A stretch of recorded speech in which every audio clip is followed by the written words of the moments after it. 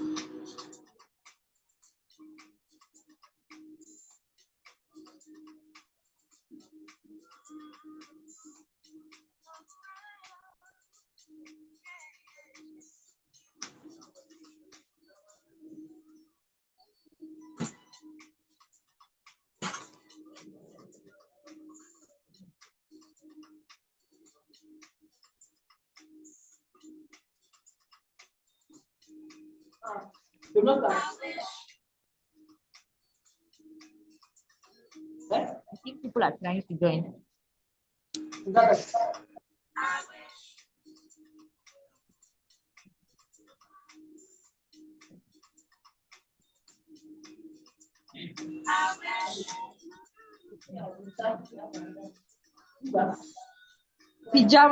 Pajama Binton.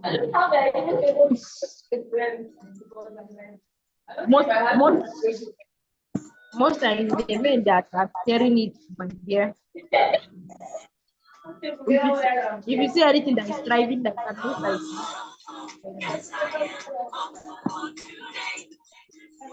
he does not like it. Now, even me, I'm not a fan. That's why. Yeah. Welcome everyone. We will start shortly.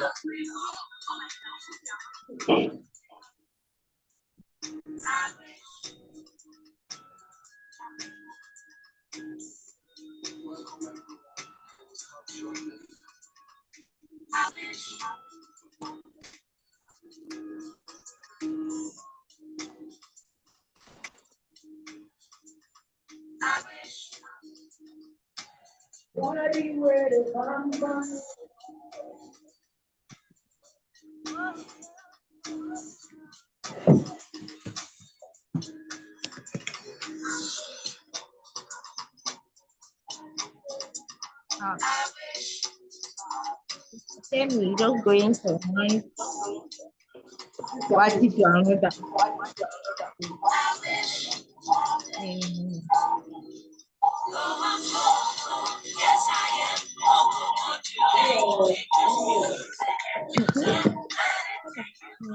Text.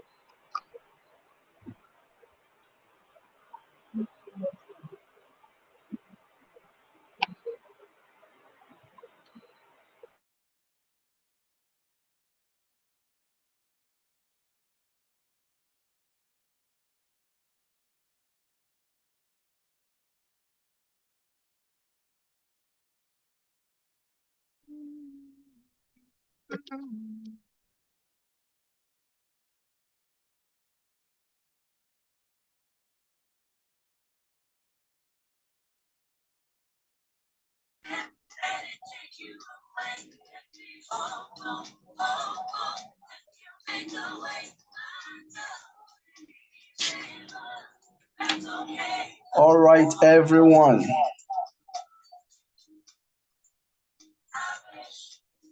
Welcome and thank you so much for joining in this evening. Yeah, I can see we already have our guests, in the house, our keynote speaker, Mr. Jimmy Tewe.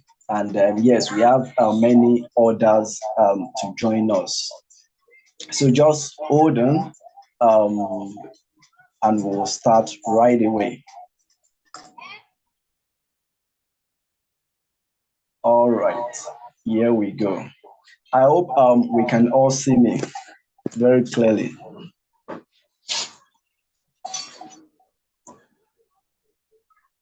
All right, I'm just trying to set so.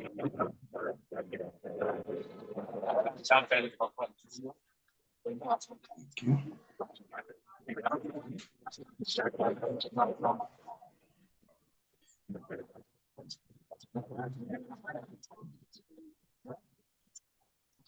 All right, all right.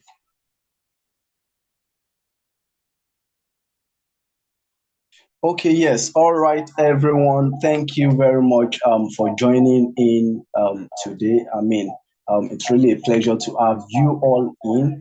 As you know, this is the RAEY Summit. And just before we start off, just to introduce us to what the RAEY Summit is.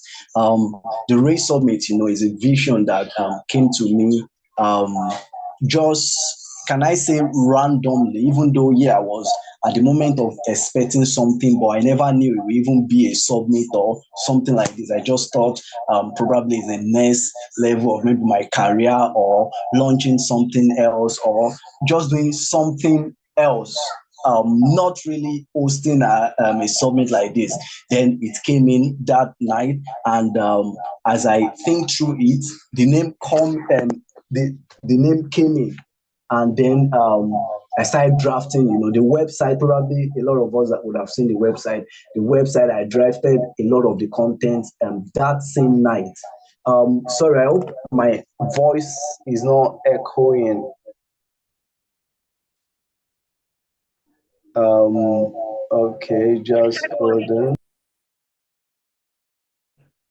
Okay, yeah. So that very night, I got about the RAEY Summit, and I started drafting out things around it. And in 1 week, I put it together. And yes, that is it. As we see, the RAEY Summit 1.0. This is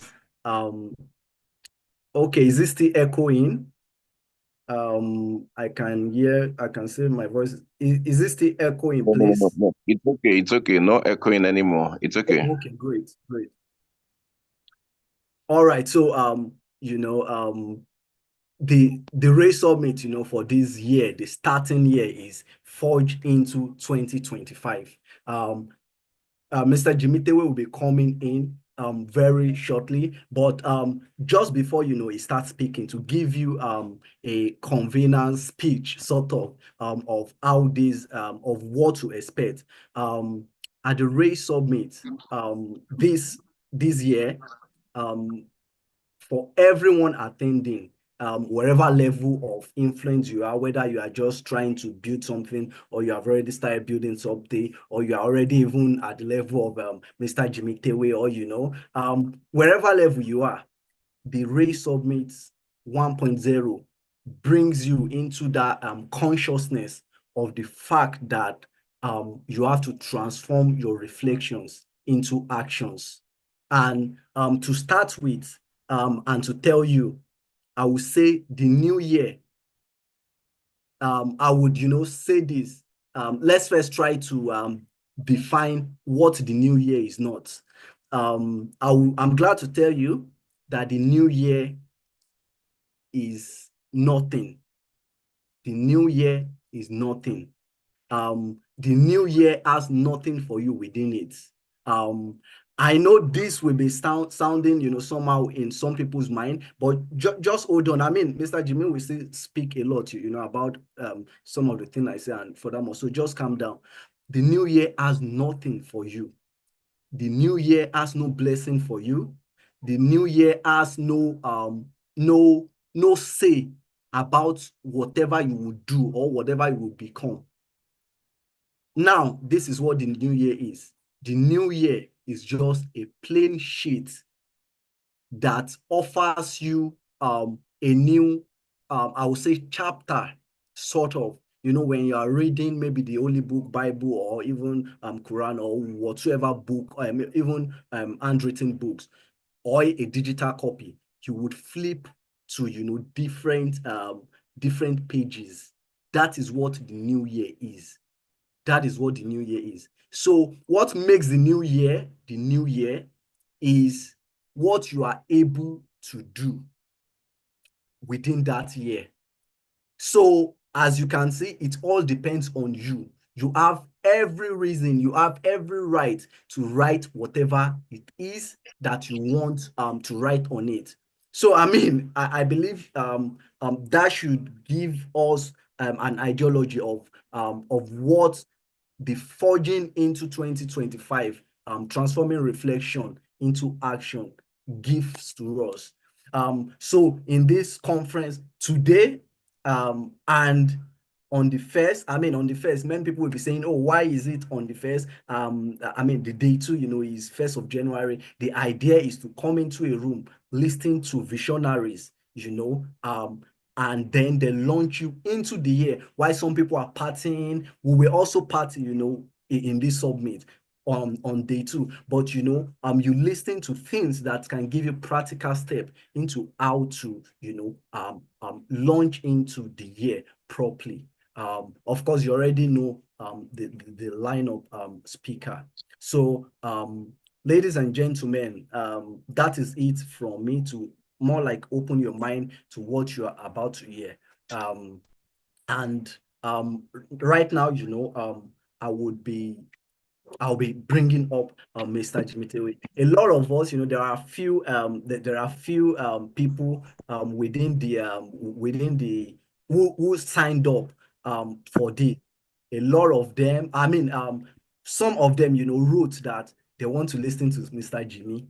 And when I heard about the very first person that came to my mind to bring to this conference is Jimmy Tewe. I've interacted with him from when I checked my Instagram history, I saw 2017, but I've been checking up his content before then, and this is my first time of ever reaching out to him. And at a point, just to let you know, he said something while we were having conversation about all of this. He said, let's make this work. Mr. Jimmy, I'm telling you in front of everyone that really means so much to me. Thank you very much, sir. Ladies and gentlemen, his profile is on the website, and his link, and the link to his website is on the website too, so you can go read more about him. But ladies and gentlemen, welcome the phenomenal. He's a coach. His advice are premium. Some of us already know him. Welcome, Mr. Jimmy Tewe. Thank you very much. Thank you very much, Adura. Good evening. It's afternoon over here in Dallas, Texas. Good afternoon, everybody. And well done to the team for putting this together. Interestingly, this season, I'm saying a lot more no's to speaking opportunities, not because I'm proud, but I'm just trying to, I have quite a bit on my plate, I know, but I made a commitment to him, and we try to make this work, and I'm happy we're making this work. Don't worry, I'm not going to be spending all the time today to stop you. My job is to give the keynotes and essentially set the tone for what is most likely going to be happening over the next 3 days. I'll start by referencing something that he spoke about earlier, and that is the fact that the new year does not hold anything for anybody. And I know that typically is a very controversial statement. People might feel, what does it mean by that? And again, I tell people that you can always, if you stand on either side of the number 6, somebody says 9, somebody says 6. They're both correct, you know, so it's just the concept of perspectives. And I think that what it's trying to introduce is essentially a perspective about the way to view this new year. You know, one of the things we speak about a lot about the new year is New Year resolutions, okay? And I've been in this space for quite a bit now. New Year resolutions are taking quite a hit, and people, in fact, say now that New Year resolutions are a waste of time. New Year resolutions are, don't even bother yourself, just live your life, just take it one day at a time, just keep going and all that. And again, like I said, I could see both perspectives. I understand the perspective about having New Year resolutions. It's just another day, you know, it's just, I became 46 years old a few days ago, like weeks now. And my daughter asked me in the morning, so how do you feel? The truth about it is that you don't feel any different, okay? It's another day, all right? But you also don't want to miss the significance of the fact that there is a way that we measure things, all right? Thank you. There's a way that we measure things, you know, and generally to give a bit of harmony across. Imagine if somebody says, my own Sunday is Monday. Someone says, my own Friday is Wednesday. Somebody says, my own Tuesday is Thursday. There's going to be chaos. So for society, for us to be able to work together, there are certain things that we have to jointly agree on. For example, the concept of time, all right? So somebody says, for example, if you're in Lagos, Nigeria, the time is 7:08 or 7:06 or something like that. Then you are speaking to somebody in Dallas and says, no, it's 12:06. And you're like, no, it's 7:06. You know, you are both correct, but you're just looking at it from different, you know, perspectives. So I believe that New Year are moments where everybody generally can come into a new awareness and gives people an opportunity to refresh, to renew, and to relaunch themselves. Now, there's no law that says that everybody must do it at the same time. I have been preparing for the new year for a couple of weeks now. All right, I don't believe in that. It's January 1, and I'll say, now, what do I want to do? All right, I've been doing that, and I think everybody deserves a new year. The second thing I want to say about it is the fact that ideally, New Years are meant to birth new experiences. So when we say Happy New Year, the hope, HOPE, that a lot of people have is that with the turn of the clock, old things have passed away. Behold, all things have become new. But if you've been around for a bit, like me, you will know that that's not the way that life works. That until there's change in certain dimensions, there will not be change in certain experiences. So I'll tell you, for example, that some people experienced 2023 in 2024. There was no difference in their lives between what happened in fact. For some people, it's as if they experienced 2019 in 2024. All right. So, for example, if you live in Nigeria, where our host is based, the amount of money that you hold lost value. And so, even though your salary was increased from 17 million naira per annum to 25 million naira per annum, you still feel like you're earning 17 million, all right, because the value of the money you are holding has reduced, all right? And so if you are not intentional, therefore, to create new experiences, even though you step into a new year, you will not have those new experiences. So I believe that the panel you're going to have, the speakers you're going to have will be speaking at from different perspectives. And I want you to learn. Somebody might say something that the first time they say it might sound very offensive to you, might sound quite different to you. I want you to learn how to be able to glean wisdom from even contrary, you know, conversations. All right. So that's the first thing I wanted to say. Now, what I want to do is that now for me, I've done coaching for a number of years. People have come to me and said to me, Jimmy, that I need to achieve greater levels of performance. I'm grateful that I've been able to help individuals, help organizations. And so the question is, how do we get people to not just reflect, but move from reflection to action? And I believe that that's what the theme is all about. Let's talk about reflection. Reflection is an internal conversation. It's an internal activity. It is introspective, all right? It is introspection, all right, where you are meant to set expectations before you now take actions, okay? But the truth about it is this, that a lot of people do not introspect. Right now, I think I heard that there's Dirty December all over Lagos, Nigeria. So a lot of people are not introspecting. They don't have the time. Unfortunately, they're going to have parties January 1, January 2. By January 6, they have to resume. And when you resume, you immediately go to the last defaults of performance that you have and begin to run from there. Okay? What I'm going to share with you today, and I'm hoping, because I know that, and this is what happens, that many of them set bigger visions, bigger dreams, but they never achieve it. You know the reason why? The vehicle that is meant to get you to where you are going to has to change. So for example, if somebody is driving a Range Rover, nice one, 2024, all right, no matter how nice it is, you cannot drive from Nigeria to America. Is that okay? There's no path for you to pass, as it were. You can drive to the United Kingdom, all right, you can drive to some parts of Europe, but there's no land path to be able to drive. What does that mean in essence? It means that the only way, there are two ways, the only way to be able to get to America is you must change vehicles. You either go by ship or you go by air.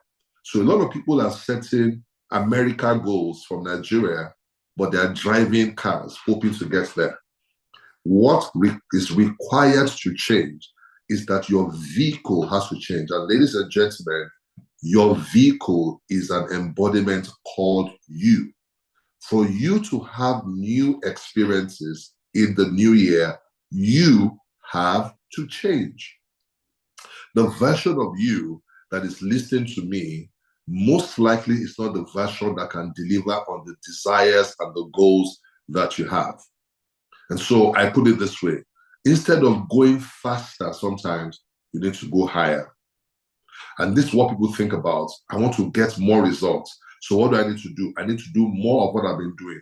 Usually, at a certain level, economies of scale begins to set in, and you cannot do more by doing more. You actually do more by doing less. This year, for example, I sat back and I looked at it and I said to myself, oh, my son is going to college this year. I don't want him to pay any school loans. How much is the school fees in a year? I did the maths. How much would it be over 4 years? I did the maths. And I am preparing myself. In fact, look at it. Right in front of me is a book that I'm reading right now. The $100 million offer, all right? Setting $100 million. That's the book I'm reading right now, all right? Picked it up this morning, just go to some things. Why? Because I realized that I need to have more premium products rather than just general products. For me to get where I'm going to, I don't need 100 customers that can pay me. I mean, think about it now. Maybe $100 in Naira is 170,000. So if I told somebody, you know what, for one month, pay me $5,000. They're like, 5,000 times 1,700. Their mind will just scatter, all right? So obviously, I can't do business in Nigeria this year. As much now. There are few clients. I still had a client that flew me to Nigeria recently, paid in dollars. I don't collect Naira any longer because it doesn't make sense. They can pay at that level, so I'm paying attention to them, all right? So, but this is the thing about it. You want to earn $5,000 with a 1 month coaching. You want to earn $25,000, $50,000. And as I'm saying these things, please start getting used to those numbers, all right? So you want to do that. $50,000 really and truly is 5 customers giving you $10,000. $50,000 could also mean 5,000 people. I'll be 500 people will give me $100. But can I say this to you? To sell to 500 people, to give you $100, you will almost die. You get my point? Except it's automated, of course. All right? So what you definitely, I now realize that I need to change my vehicle. So this morning, I've spoken to somebody. We're rebranding my website. We're repositioning. I've tested my product. I've realized that there's some gaps. I've done my research in the industry. I realized that there's some opportunities I can actually leverage. I am positioning myself so that if I get, think about it, a client pays me $25,000, and in a year, I get 50 clients. I've done $1.25 million. So I'll say, why will you, no, 50, why will you get 50 people that will give you $1.25 million? There are over 300 million people that live in America. About 100 and something million. No, I can't remember, the 19 million or something in Canada or whatever. In that number, I only need 50 people that can say, Jimmy, I have the money. I want you on my side. I trust you. So the Jimmy that is going to do that is not the Jimmy that's always appearing on Instagram. So in 2025, I'm not appearing on Instagram as much as I used to do before. All right? I have to become a better version of me. So there are things I'm doing. I'm rebranding myself. All right. I realize that I actually have quality. People don't realize that I have a corporate background. So I want to bring all of that out now. I'm putting it there. Spoken to somebody. We have to redesign my website. So you see all of these things. Have you noticed that it's not outside? It's all internal. Guys, if you truly want to turn introspection or your reflections into actions, the power of your reflections also determines the power of your actions. All right. So it's not just being quiet and going somewhere and just being quiet. Because if you are by yourself, you are most likely going to keep vibrating at the same resonance of intelligence. You have to accommodate new influences that challenge you. Yesterday, I went to see somebody yesterday, and this kind of like reinforced what I'm thinking.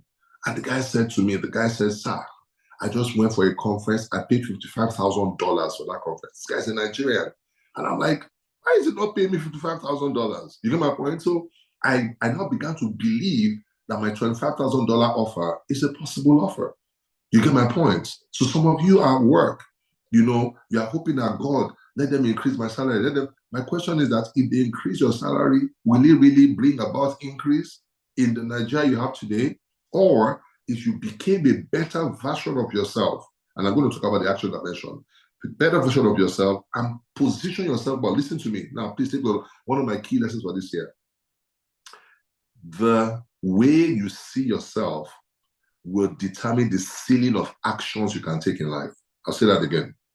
The way that you see yourself, in fact, if there's one prayer you must pray, say, God, help me to see myself the way I'm meant to be seeing myself. For example, I talk to business owners and I discovered, for example, that their pricing is actually a reflection of their self-esteem many times. That what you price, do you know Corporate Affairs Commission, they do, I don't know the last time I checked, company registration, you can do company registration for 75,000 naira per annum for a registration, 75,000 naira. Afe Babalola charges 1 million naira to do the same thing. Is it not the same company? It is the same company. All right. 75,000 to 1 million, and sometimes even more than that, is about perception. You get my point? It's still the same form that we feel. Now, you might not be Afe Babalola, but I'm saying to you that if your view and the experience of you changes and you are rightly positioned, you can birth new experiences.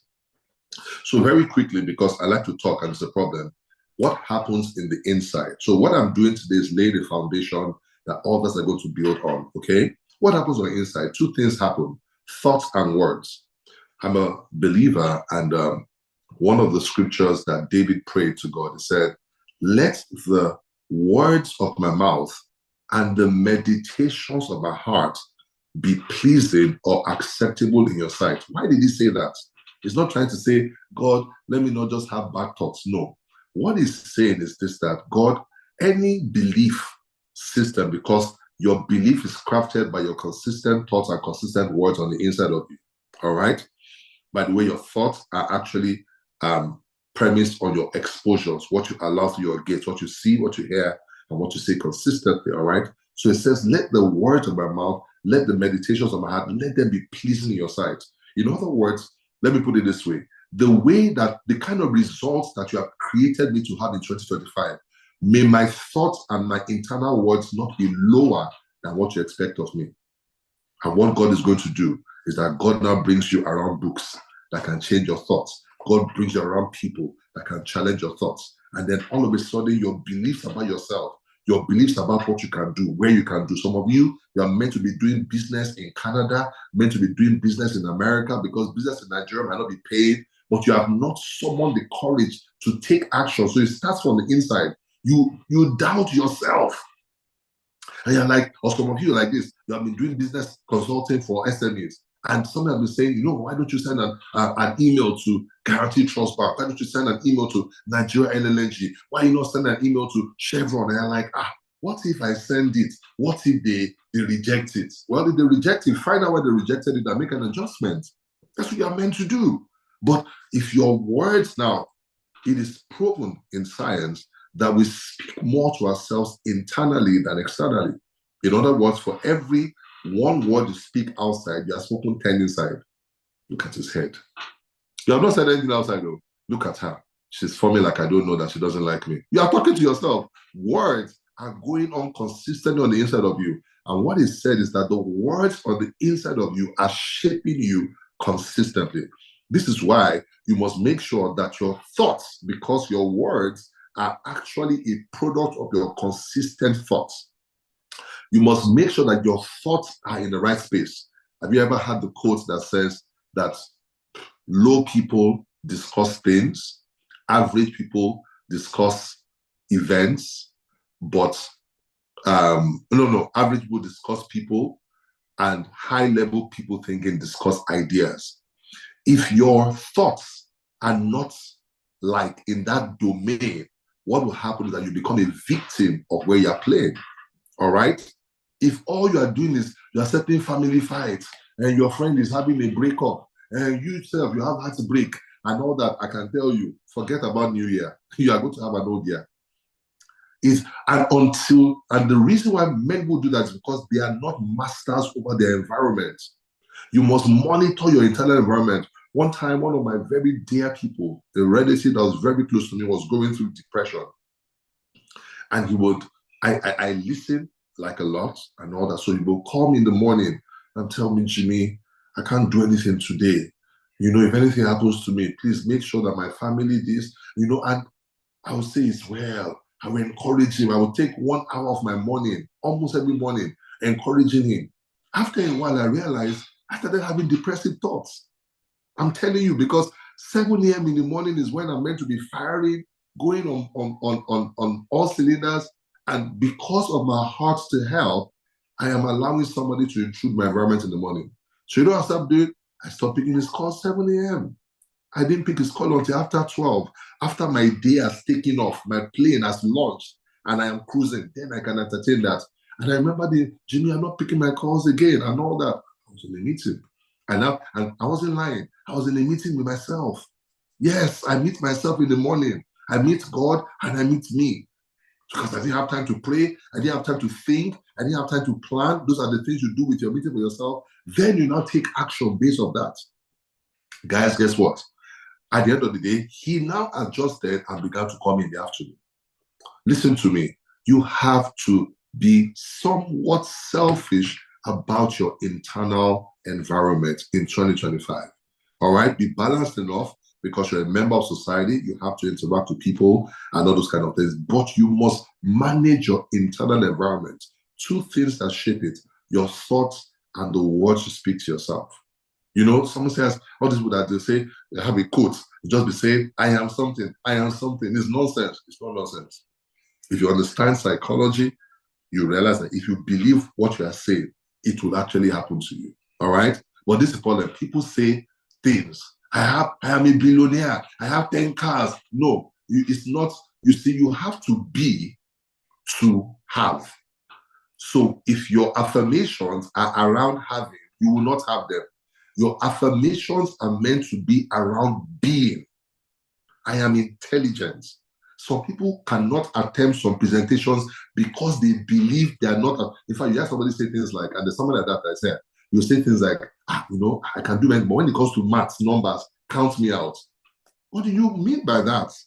You have disqualified yourself. And listen to me, you can't have numbers, financial numbers, if you don't know numbers too. As simple as that.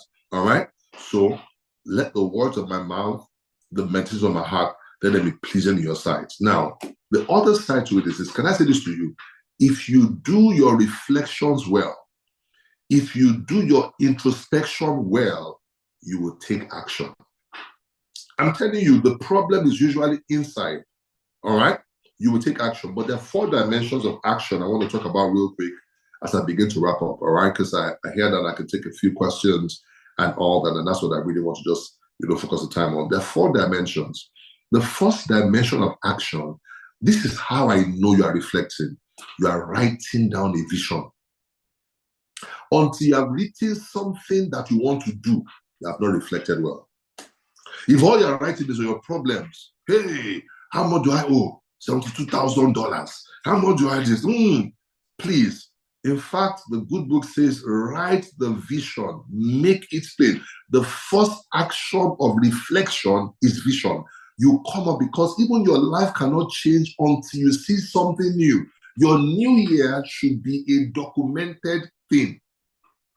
You should say in 2025, I will be debt free, but not only that, I will be at this level financially. In 2025, I will go to an Ivy League school. I hope you have applied already. You get my point? You start speaking or writing. This true reflection always will lead to vision. And vision must be documented. Now, let me tell you what vision is. Vision is what you must think about every day of 2025 to make it a reality. The problem is that some people even go from reflection to vision. They document it, but ask them in February, what did you write? They don't remember. One of the habits you should have. So every time, this is my desk in my office, I'm changing my office very soon. And order to charge $25,000, you have to do $25,000, all right? So there's some things that are going to be changing and all that. But you see, the fact about it is this, that the vision that you want to write, it must be clear. You must be able to create something you can work with. So every morning when I come to my office, I sit down, I write my goal again for the year. So my activities on a daily basis are leading me towards that goal. Sometimes I adjust my goal when I realize I aimed high or I aimed wrong. Are you getting me? But the idea behind it is that I make sure that my actions are channeled towards getting me to where I want to get to. All right? So first is vision. And included with vision is planning. Make it plain. In other words, make it something that is attainable. You say, oh, in 2025, you want to, I don't know what it is your goal is and all that, but it's that. And now, please, your goal will be something that resonates deeply with you. Don't copy somebody's goal. Don't see Olive's goal and say, this one looks very good though. Let me add it. No. That's the problem. That's why you cannot achieve what she wants to achieve. You must achieve what you, and that's where introspection and all those things come. All right? Lack of vision and planning. Number two is that in 2025, you will fail at some things. But the problem is that people misinterpret failure. Failure is an opportunity to learn. It has immediate consequences, and those consequences sometimes can become a distraction. But can I say this to you? I read something in the book about Jeff Bezos. He said something. It says, I'm trying to summarize. It says, in business, every once in a while, when you step up to the plate, you can score 1,000 runs. Speaking about baseball, this long-tail distribution of returns is why it's important to be bold. Big winners pay for so many experiments. In 2025, you will say, I will do this. You will launch it, it will not launch. Instead of getting frustrated, de-risk your initiatives as best as you can, manage them, manage your stakeholders, but try better the next time. Can I say this to you? Champions are people that learned from failure. It's not more than that. I've tried some things this year that did not work, but I've learned and I've made adjustments based off of that. Do you know why some people don't take action? Because they're actually afraid. Have you had somebody say, what if I do it, and what if it does not work? Where did you learn that you can do something and it cannot work? It's because of your past failures. So the second thing is you have to learn for the mistakes that you make. Of course, as much as possible, try to plan. In fact, the more accurate you are in your planning, all right, we have things in business called scenario planning and those kind of things. The more accurate your assumptions are, the more likely your success is going to become. Number three is lack of discipline. Why people don't have action. You wake up in the morning and the first thing you want to do is you want to browse all the social media platforms, Snapchat, TikTok, Instagram, because I'm saying that because that's one of the biggest distractions that we have today. Have the discipline to know that the first few hours of the day must be spent with God and with yourself before you spend with others. You don't have to pick phone calls. You're not a call center. Are you listening to me? It's very critical, all right? And listen to me. Every new dimension of you is a more disciplined version of you. It's not more than that. Discipline with how you handle time. Discipline with how you handle your energy. Discipline with how you handle your resources. Discipline. All right? I'm not going to emphasize that. I'm sure somebody's going to talk about that. The last one is what I call execution distraction. All right? You have to execute. One of the books I read is called Execution by Ram Charan and Larry Bossidy many years ago. And one of the things they discovered is that a lot of people don't know how to do what they said they would do. You get my point?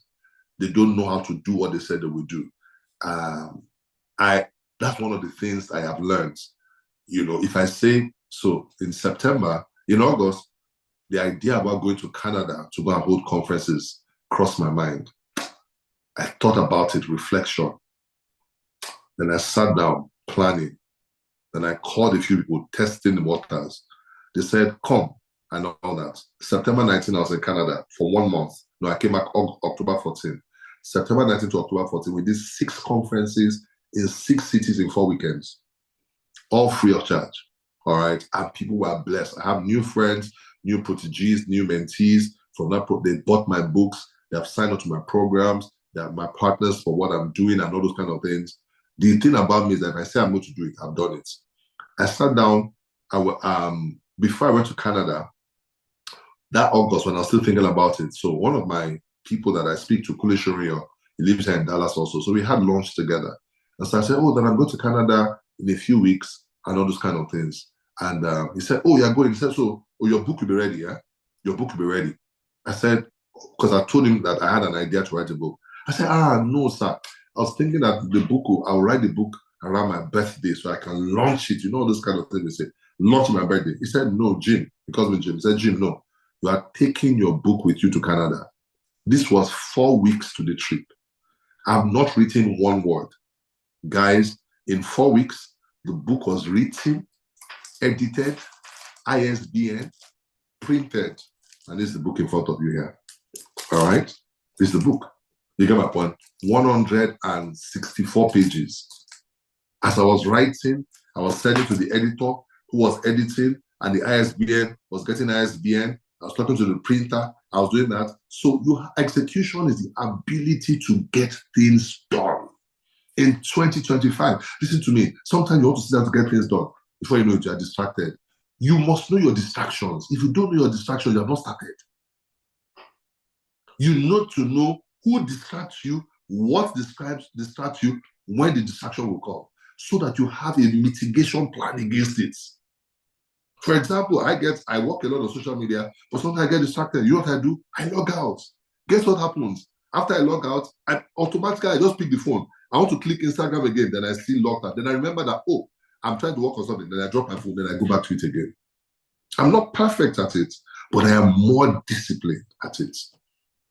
Guys, if you can work better on visioning and planning, learning from failure, embracing discipline, and ensuring that you are executing, I'm telling you, 2025 will be a new year.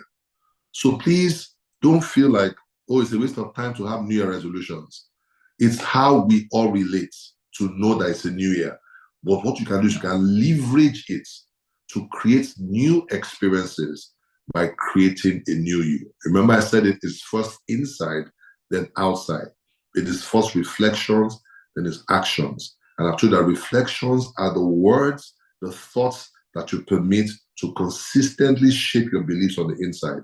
Your actions are the offshoots or the manifestation of what you have reflected on the inside. And like I said, visioning and planning, failure, interpreted proper leaders learning, discipline embrace, and execution throughout the year. I'm going to stop here because there are many other amazing speakers that are coming after me. My job today is to just lay the foundation, and I hope I've done a good job with that. All right?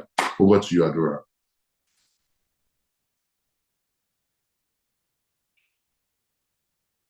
I can't hear you. You're mute. Oh, sorry about that. Oh, wow. That was such a great section. I mean, everyone, yes, please go into the chat room, say thank you to Mr. Jimmy.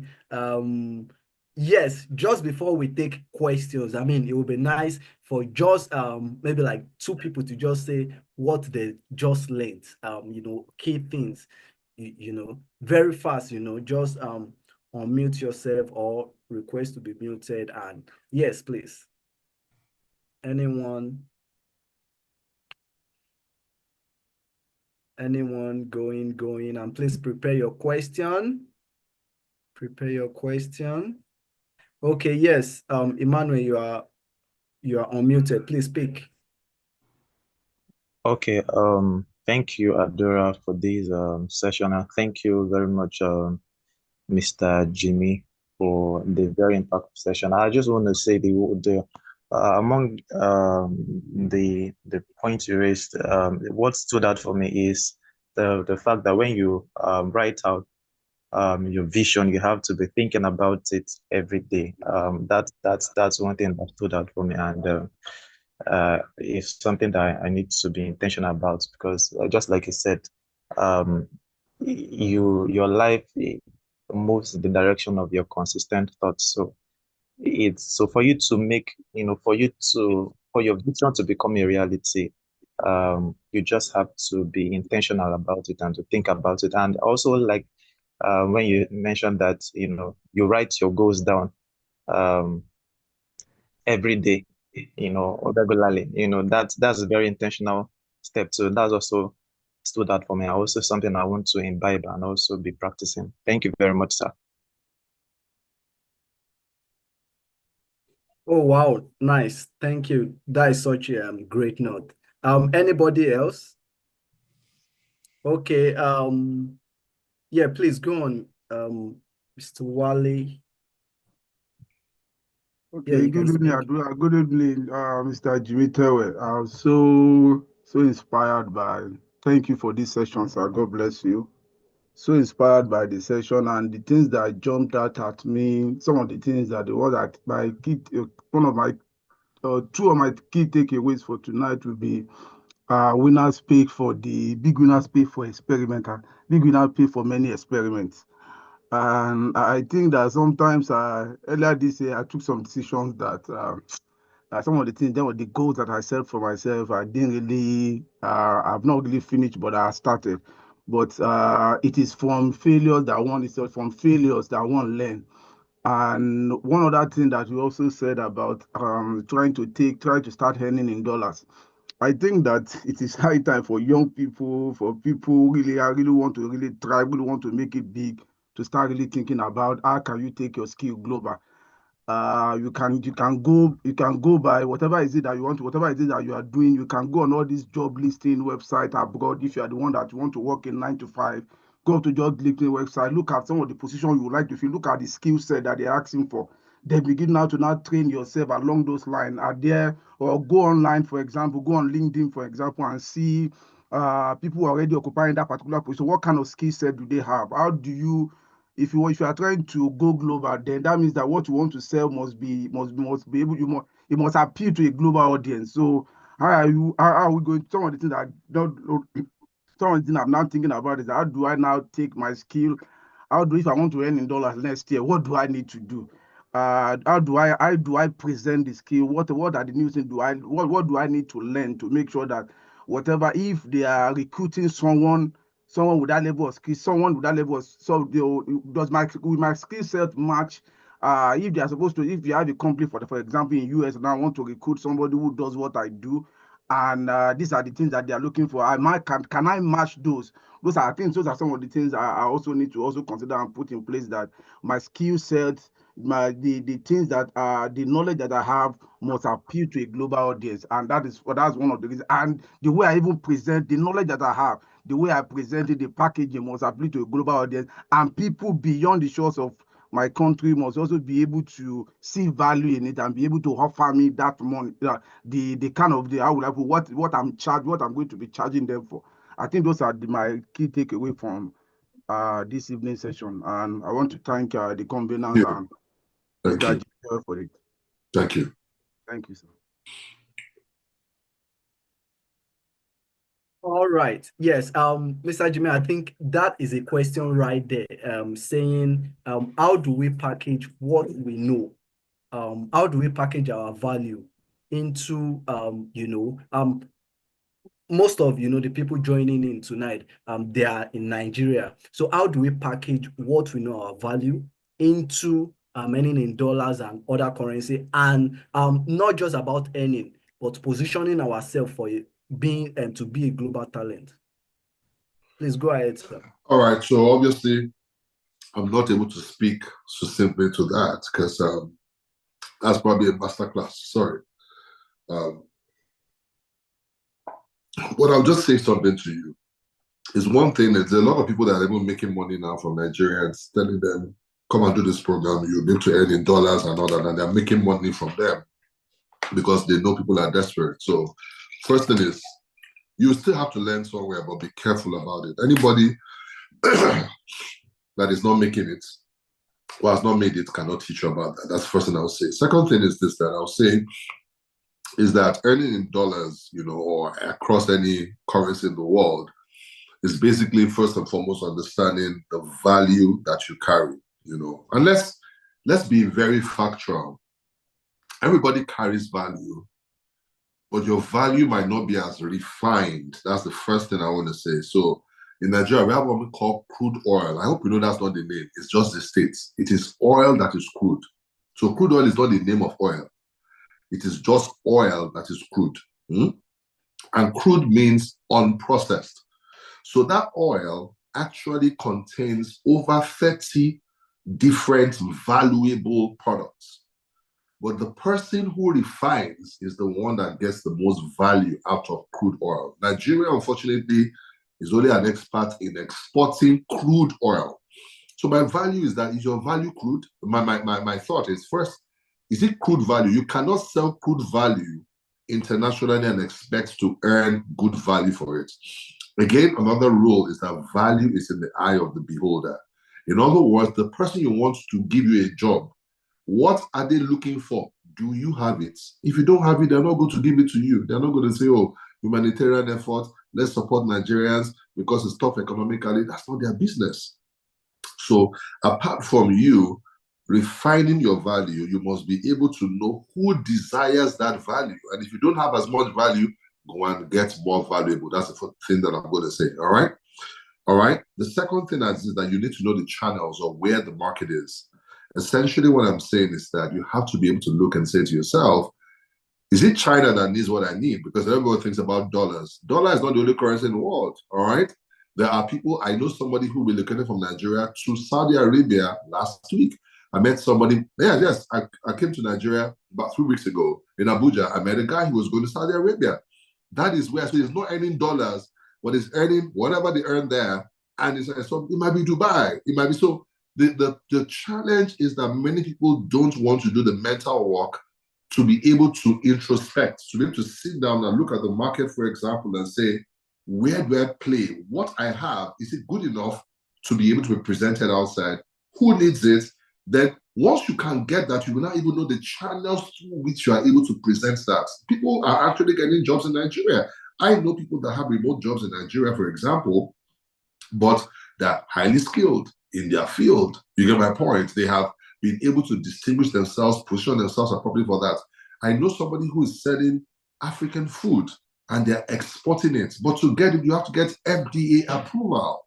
All right? It's part of the the requirements, regulatory requirements for the food. So you sell food, you say, all I want to do is, I can see Mojibade here. Mojibade, they're traveling to US. Please help to carry one bag of chin-chin. That's one level, but that's not full export. Full export means you're sending a container full of something. By the way, there's risk in that, but there's also profit in that. Are you hearing me? I believe people should build. So there's a lot that can be said. I want to ask you, that thing you call value, and when I say value, what can you do that is of value to somebody else? Can it cross Nigerian border? If Nigeria cannot even take it, why do you think that they'll take it abroad? You get my point? And if they can take it abroad, then which abroad are we talking about? Is it UK abroad? Is it Germany abroad? Is it Dubai abroad? Is it US abroad? Is it Canada abroad? You get my point? Some abroad will require you to now relocate. Some you don't have to relocate. So you have to be very detailed around this thinking. And when you don't have information, ask for people. Ask information from people and get that information. Like I said, it could be a masterclass, but I just wanted to just present the foundation with which I think you can engage. I'm sure there's a lot of information, but please beware of scammers. There's a lot of people that are scamming people to say, earn $1 million in 10 days, all right? And you see them, you know that they're not earning $1 million in 10 days. Is that okay? But there are some people that genuinely are out there. And also, I wish you all the best where that is concerned. Next question.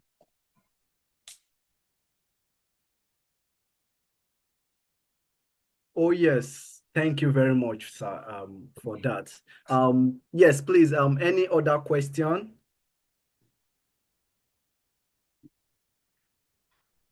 You can raise up your hand if you do have another question, anyone who has a question.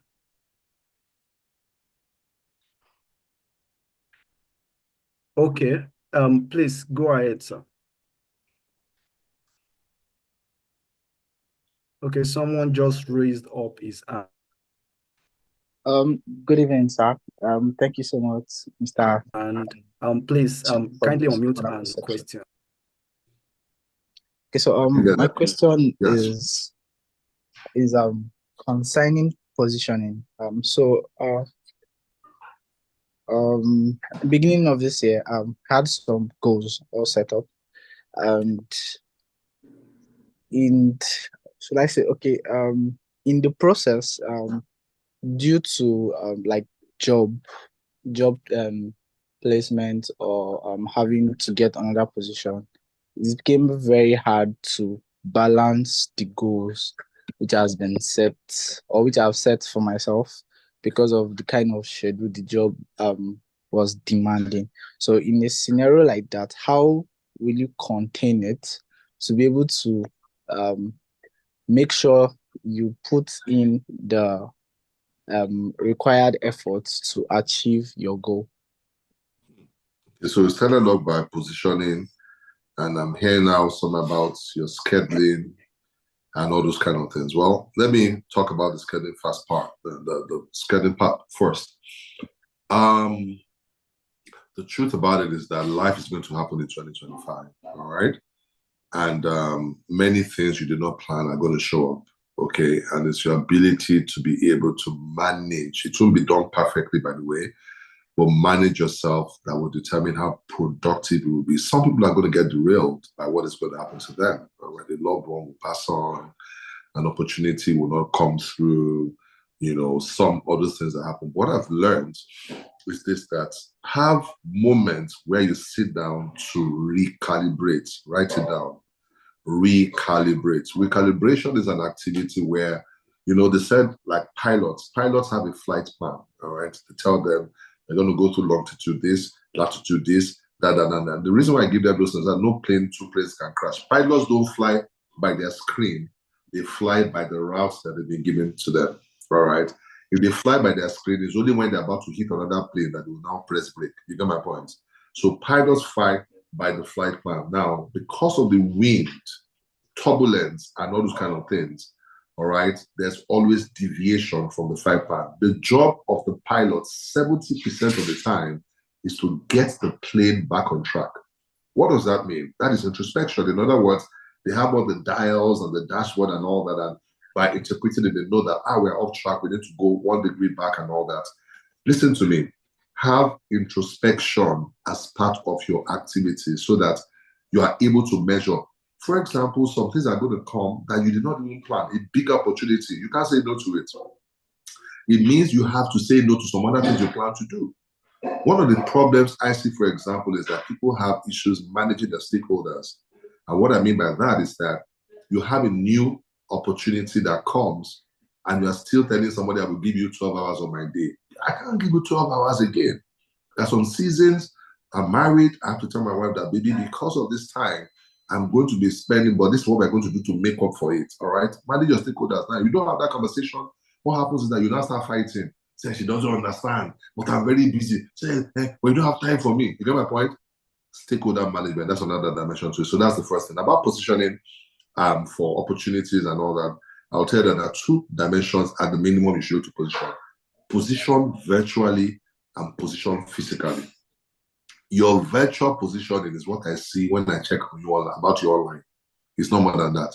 So when I type your name, now some of you, your name is so common that there are 152 of you alive, and all of you are on his Facebook. So before I can find you, names like Bola Adeshola, I am very sure there's more than one. There's a woman, managing director, and she's a bank MD. Her name will come out before your own name. So when I meet you and I cannot see you, I start doubting you. Have you noticed that whenever you meet somebody, you go and check them online? That's the virtual thing. So control the virtual storytelling that people have about you. I told you I'm doing more now in America and all that. We're working behind the scenes, some search engine optimization. When you check me, what you will see about me is what I want you to see about me. Don't leave it to Google to determine what they will say about you. So there's virtual positioning, all right? The other positioning is your physical positioning, all right? And I'll tell you something. If you want to do business in America, for example, you might need to get a visa that allows you to do business in America. Their visa, it doesn't mean relocation. But you might need to come here a bit more often. You want to do business in Dubai, you get the residence permit, because I heard that Dubai now, they're giving only 4-day visas. There's a physical dimension to success. You have to be in the right spaces per time, all right? Physical also is being with the right people too, okay? So that you can hear opportunities. Because sometimes the opportunity in your field, in all labor there's profit. There's conversations of profitability. The only problem is that you can't hear it. That's why you don't have it. So physically, where do you spend your time? Who do you spend time with? I told you I saw somebody yesterday. That conversation triggered something in me all over again. You get my point? So in 2025, I'm particular. I don't have time just to be doing dirty December and clean January. All right? No, I am being focused and intentional about it. So 2 things, virtual and physical. Manage those 2 very well. It will determine how, when they are looking for you, they can find you. Is that okay? I hope that has helped. Thank you. Oh, thank you so much, sir. Thank you, sir. Thank you, sir. I know you have, another meeting to get into. Yes, please. But yes, just to ask this, on behalf of some people, which I believe this will relate to quite a number of people. As for me as a creative, right? And of course, everyone can apply it to whatever they are doing. I am a thinker. I think a lot. And so what happens most of the time is that I think I cook some things I've done. So sometimes a quote comes to my head, then I write it down. I go into a designing app, I design it, but posting it can dial at just at designing. So I've literally moved it from my reflections into a bit of action, but I didn't finish through. So and I believe most people find it hard in these two. It's not because I don't want to post. Somebody will just say, oh yes, just go post. But somehow or for a musician, you write a song and you didn't release it out, and so on and so forth. So how can we best position ourselves for this? Yes, I see someone as a question. After this, we'll take just that one. And yes, thank you, sir. Okay. You need to realize that every strong person has weaknesses. All right. So one of the challenges with creative people is what is called the shiny object syndrome. You start something, as you're doing it, you see another thing, you chase it, you see another one, you chase it, and what you have is a field with incomplete projects. So one of the things 2 things I want to suggest to you is, number 1, you have a system to review your activities consistently to see, if there's a pattern around that so that you can stop it.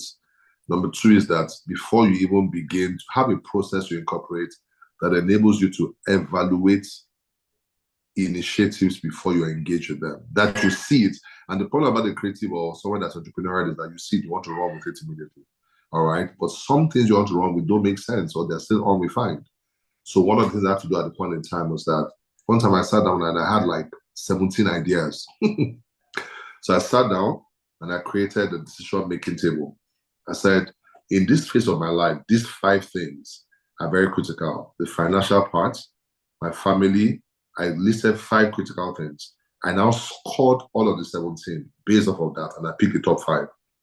When I picked the top 7, when I picked the top 7, then I called 3 people that were very close to me.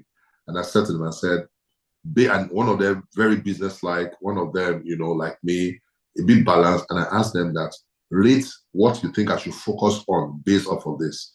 Because it's a business idea. It's not just so, business means traction, low-hanging, quick conversion, and all that kind of things. Sometimes we're pursuing things we are passionate about, but you are doing it in an unsustainable manner. There's some things that you are not passionate about, you must do first to provide the finances for the other things that you're passionate about to run. You get my point? So I did that, and that helped me a lot. In fact, what they picked is not what I wanted to pick, it's the least one. But that one enabled me. You get my point? So I have people like that in my corner. That the second thing is your accountability. Who are the people in your space that can call you and say, Adura, you started again, no? You have started again. And you can actually listen, and if they have a point, you can make adjustments in that regard, okay? So those are the 2 things I would say real quick. Thank you so much for that, sir. So yes, accountability is a key that keeps you going. So yes, I can see Ayodele Olowole. Yes, so please go on. Okay. Good evening, Mr. T. I'm actually delighted the analysis you've given. It's something that I've been practicing. Sometimes I forget those points you mentioned. The major thing that I always look at most of the time, major thing that I always look at all the time is adding value. Are you hearing me? I can hear you, yes. Okay. Value is always the center of my concern. If you don't have value for yourself, you don't have value for what you do, you don't have value for the meaning of life you live, especially your closeness to God, understanding that you are his product, and he will give you the mindset to be creative and to be successful in everything you do, it will be very difficult to move forward.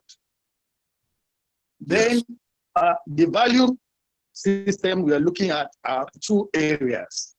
I look at the entrepreneurship, I look at the career orientation.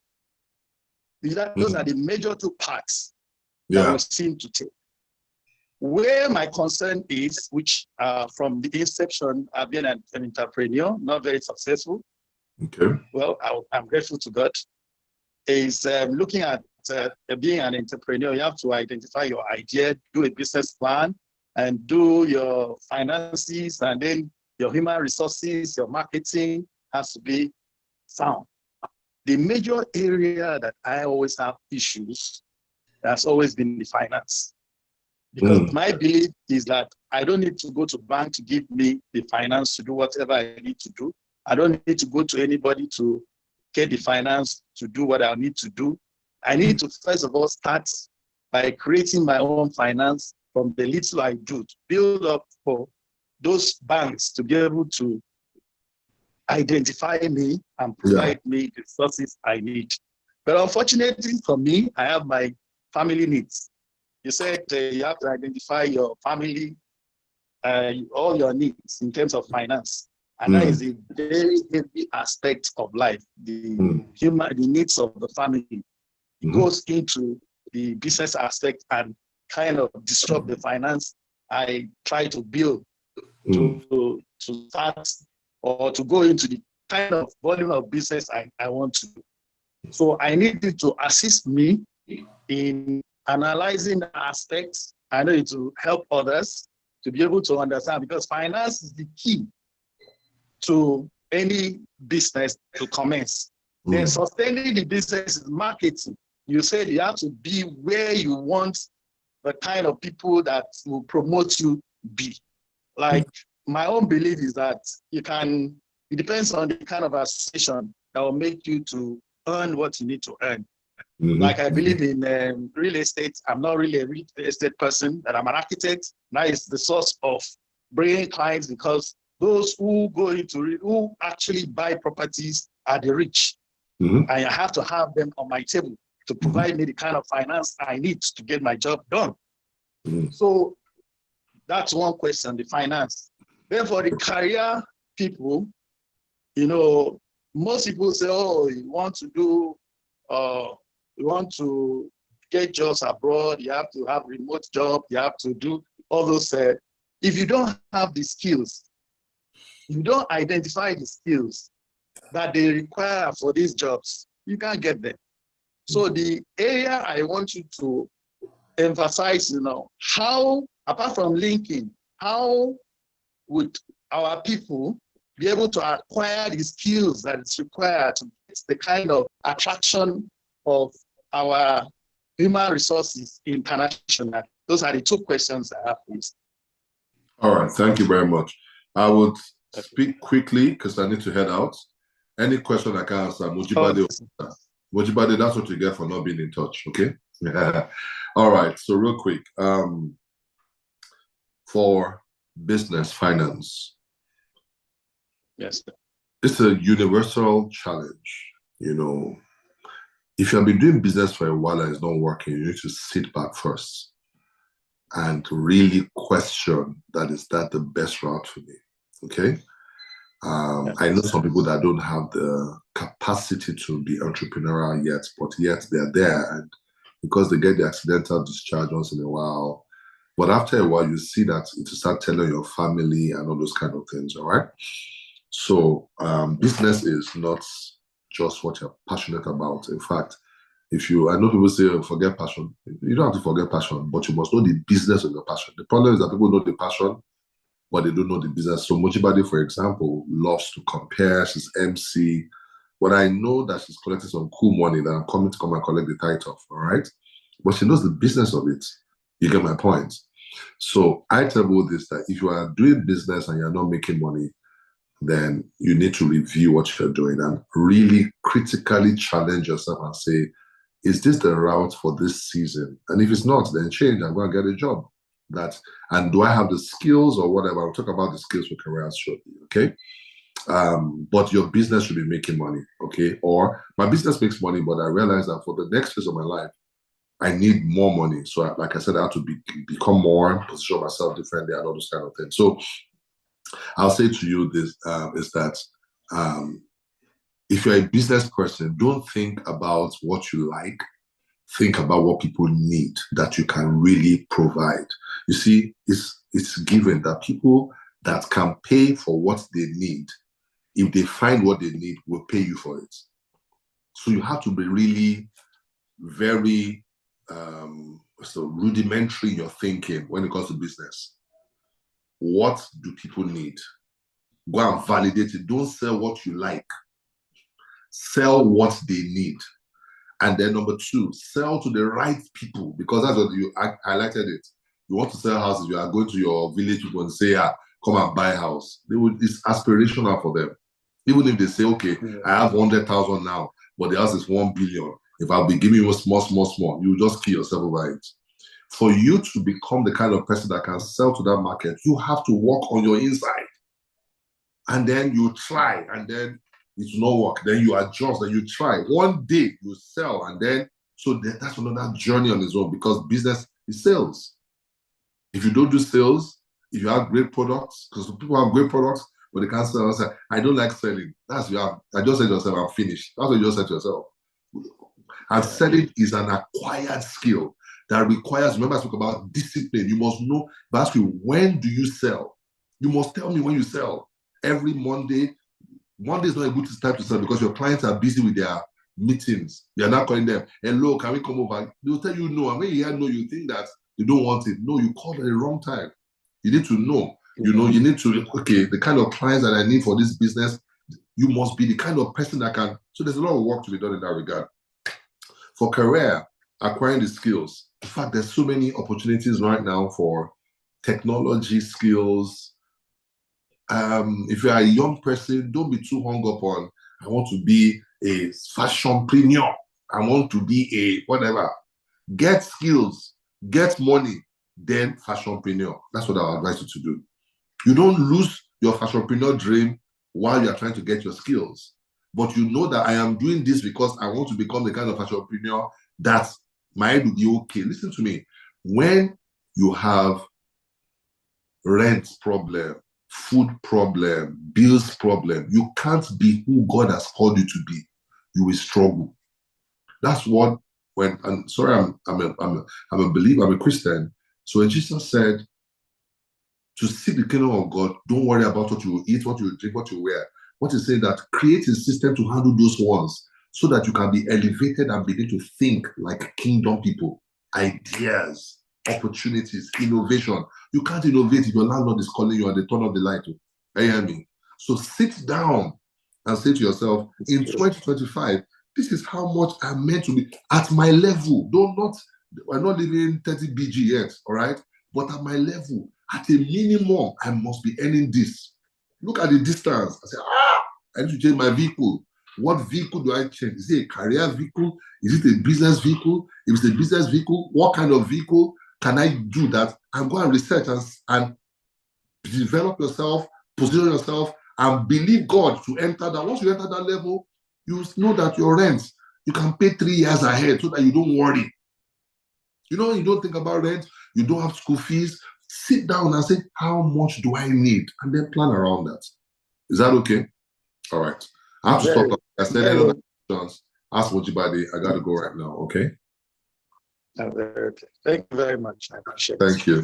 Thank you, too. Thank you so much, sir. Thank you so much. I'll say, as you can see, we do not take your being here for granted. I know you have other things to attend to, but thank you so much. And yes, everyone, please, I want you to unmute your mic if you can and say thank you, sir. Yes, thank you so much, sir. Unmute. Type it in the chat. Let him see it. Thank you so much, Do a virtual clap. Let's see, a virtual clap. Thank you so much, sir. Mr. Thank you. All right, then. Bye, everybody. God bless you for being here. Yeah. All right. Yes. Everyone. I'm sure you learned something, very profound with what he has said.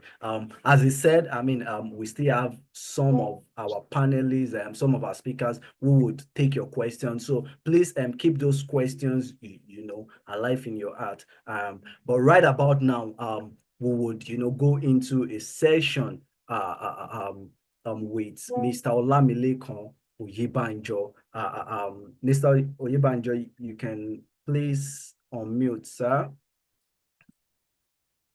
Okay, yes, he has asked that he's going to be sharing a slide. So yes, please, okay. Hey, Adramigber, how are you doing? Good to connect. How is everyone? Very well, sir. It was like the session should not stop. I was also learning. Oh, yes. Okay. So are we good to go? Oh, yes, sir. Please go ahead, sir. Awesome. I will do a proper introduction of you when we are moving into the panel perfect session. That's fine. There is no need for introduction. Anyone who probably wants to know me, they have the platforms readily available to go find out. Thank you so much for the invitation. Much more than the invitation, I am very much excited about what and who the people on this call will become. It was Jim Rohn who said that success is not majorly about the destination you're heading towards.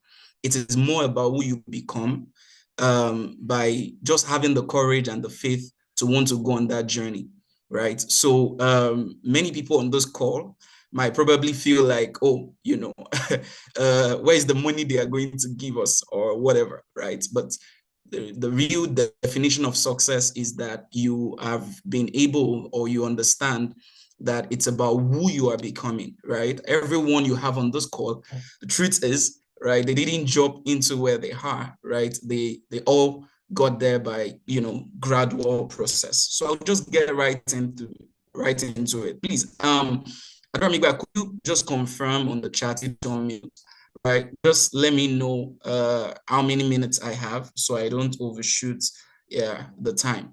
So based okay. on what I Alright, sir. got, right? Yeah, how many minutes do I have so that I can put up my own time as well? Oh yeah, 15 minutes, sir. Okay, all right. So I'll be very brief with what I'll be sharing. Forge. I just love the theme, right? It says forge, meaning it is not about we go into many conferences to just sort of hear what the speaker wants to say. But today, I believe, I don't know what has been the criteria, right, for the invitation, but I believe the reason why I am probably here to speak to you today is because I have that practical, I've experienced that practical journey to want to speak to you, right? I'll just tell you a bit of my story, right, and tell you how I got here and why, for me, when the theme was sent as it being forged, right, I had to title my own "Prepared by Process," right? The truth about the matter, is there is nobody who is legitimately doing anything, who is decently doing anything today, right, who was not prepared by process, right? They were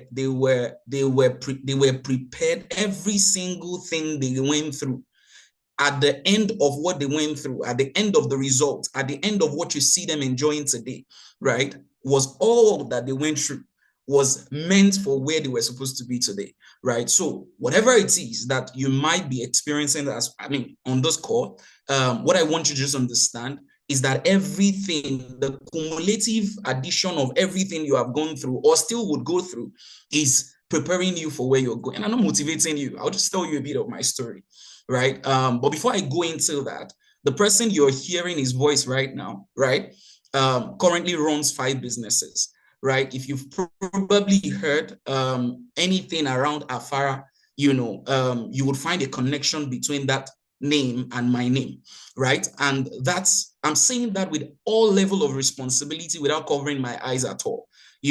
Today we run a company or a domain and hosting company, right?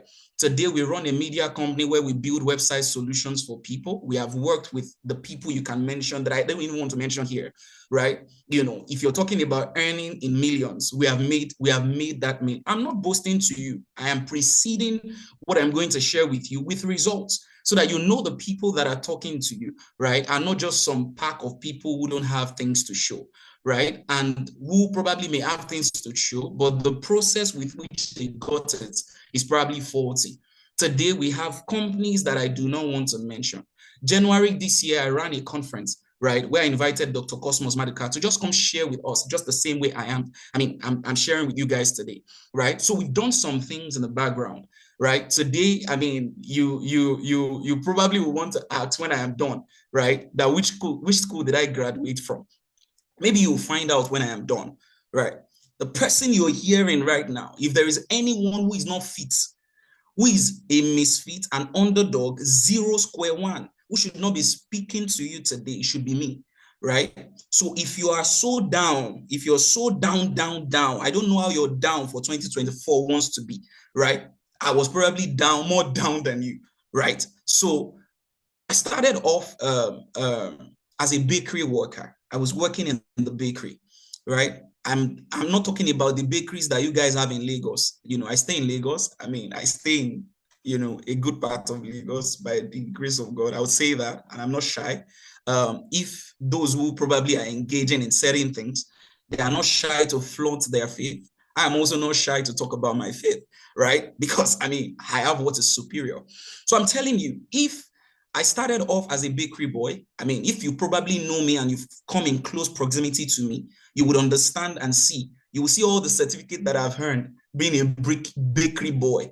I was that guy you could term as nothing, right? So if you hear when they say in the grade book that there was darkness in the world, that darkness was me. That was how my life was at that time. I was working in a bakery. I didn't have anything. My mom died in 2013. Right, December.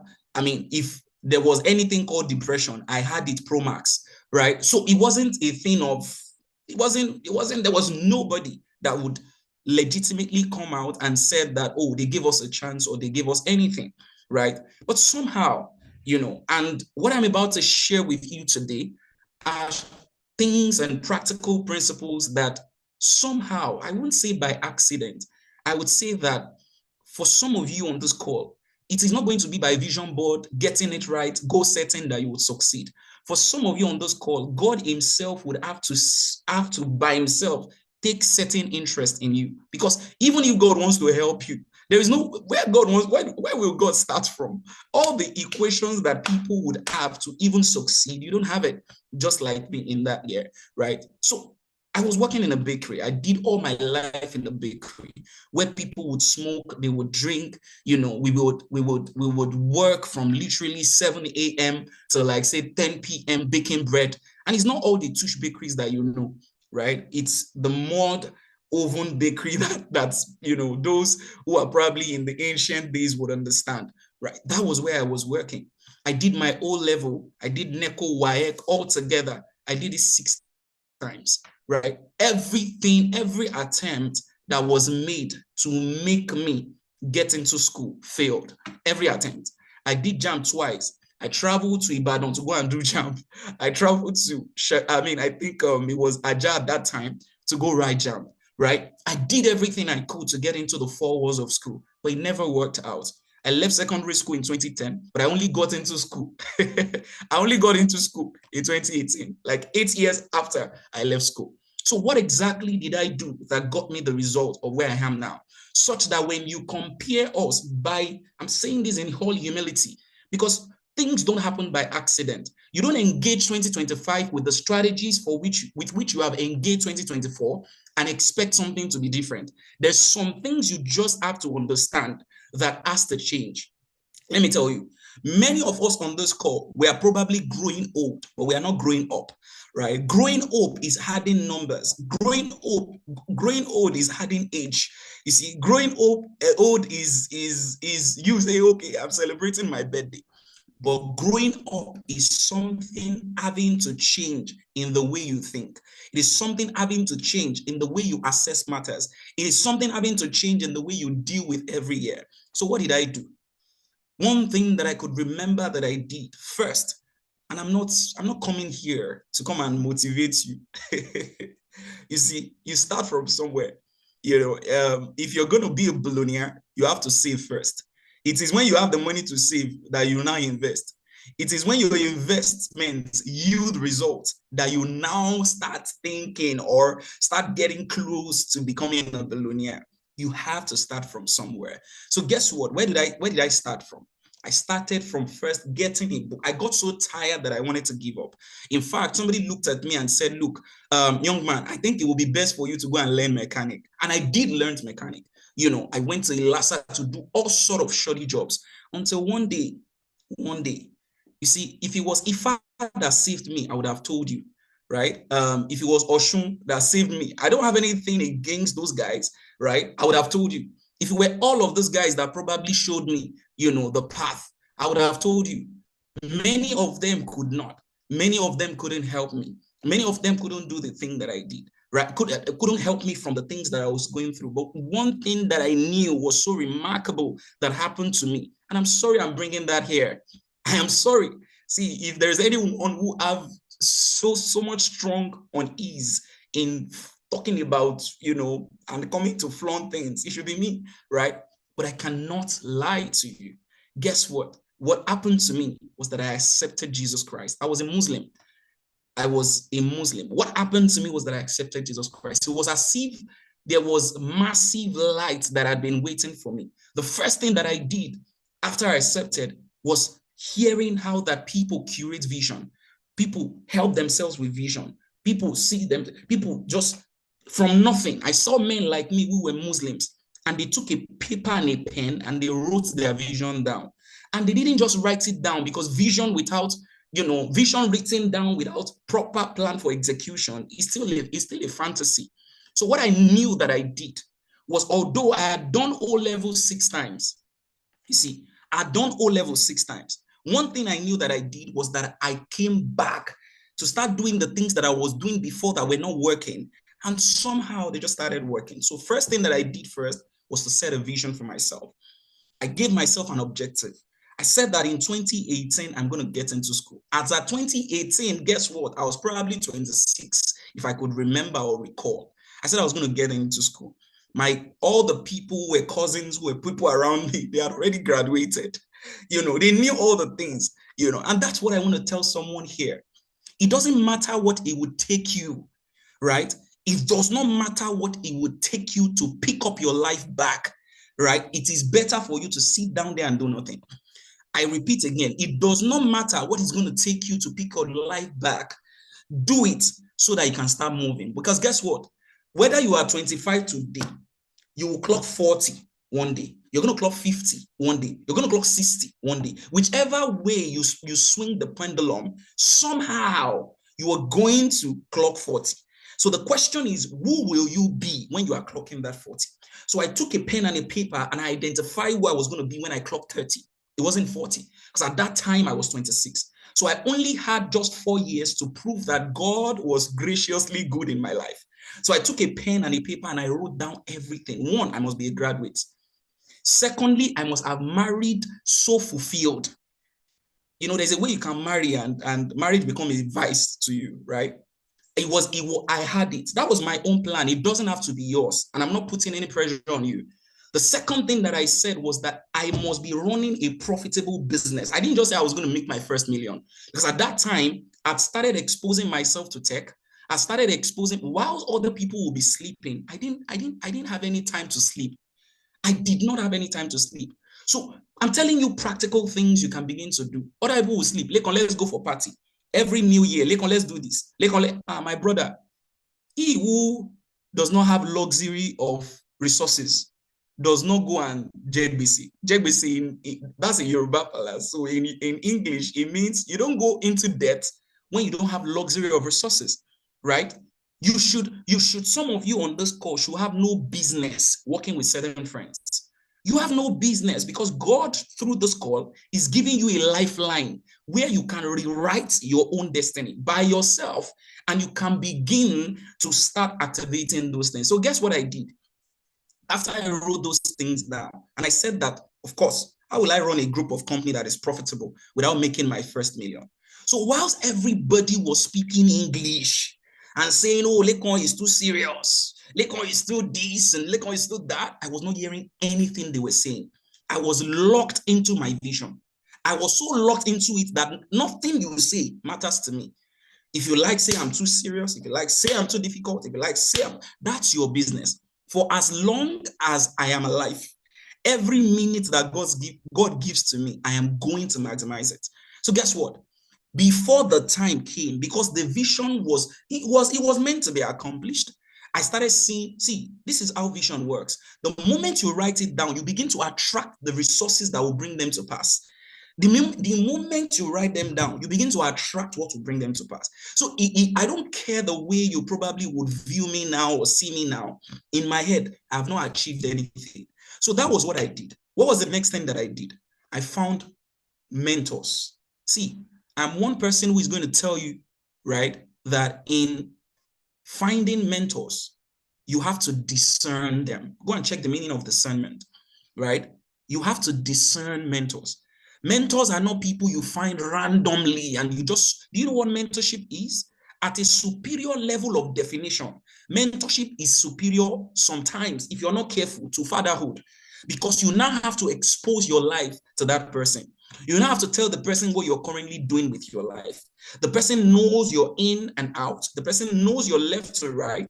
And if you're not careful, I have met mentors in my life where I felt like, look, I should have better planned for this mentor, right? I shouldn't have done this one. I didn't do this one right. So in seeking for mentors, I'm going to tell you two things to look for.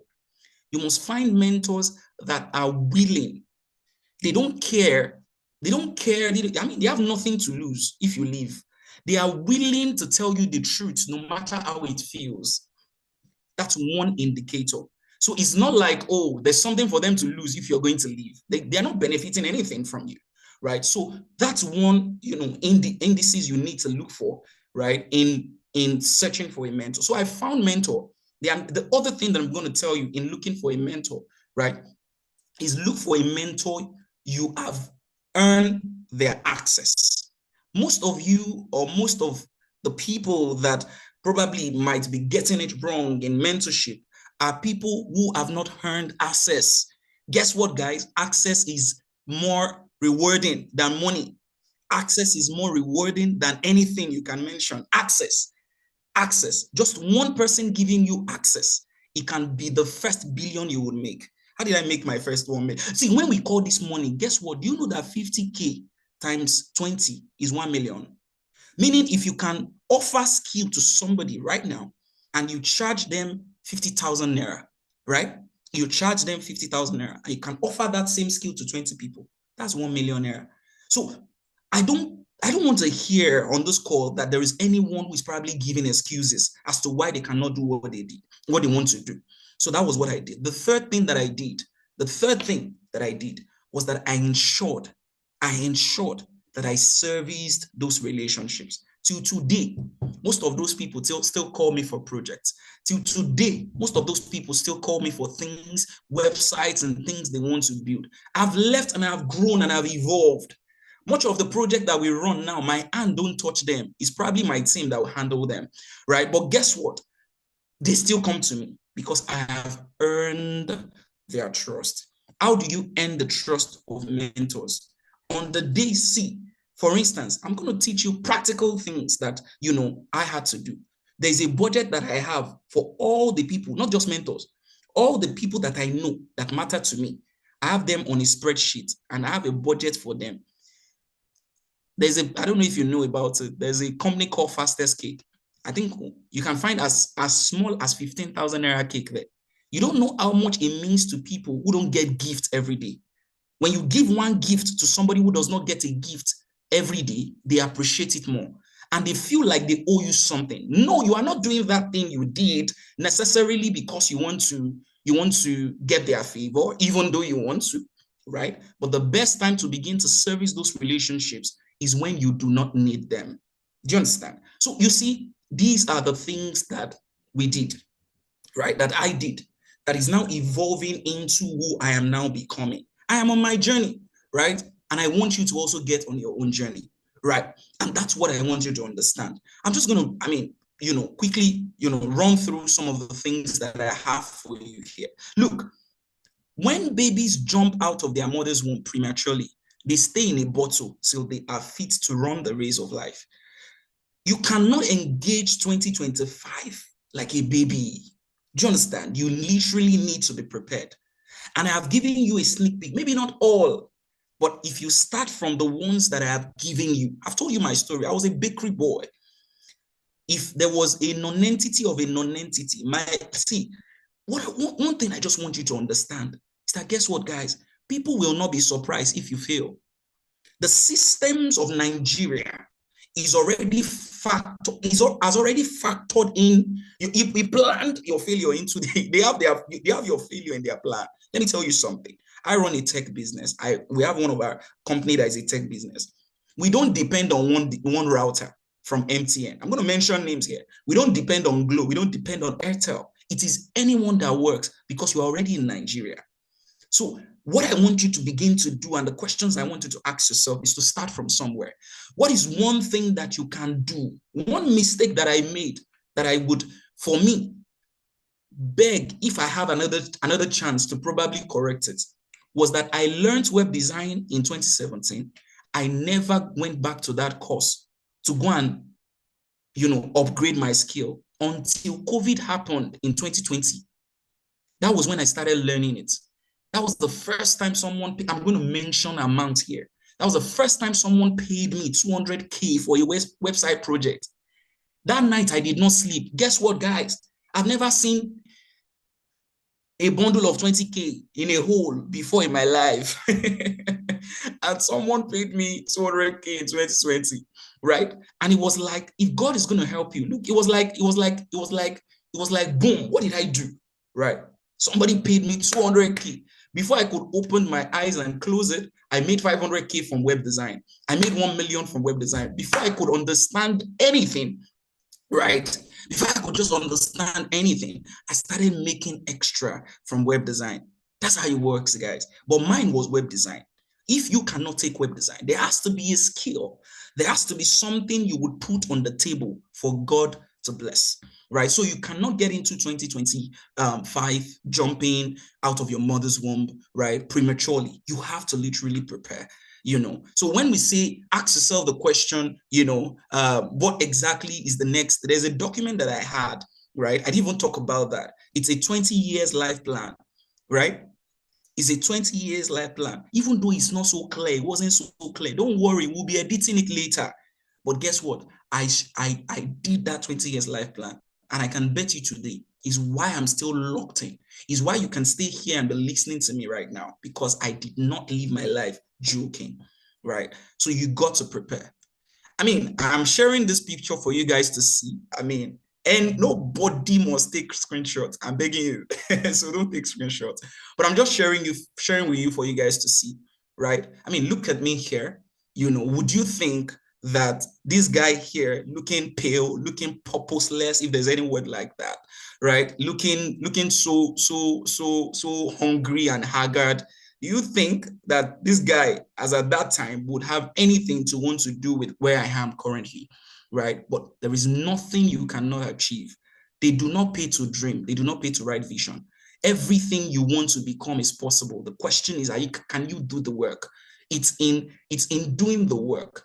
Guess what? When I started getting to the top, I saw that the top, I now saw the reason why Jesus said that, look, the poor you would always have with you, because the sacrifices of the top, they are things that you would wonder.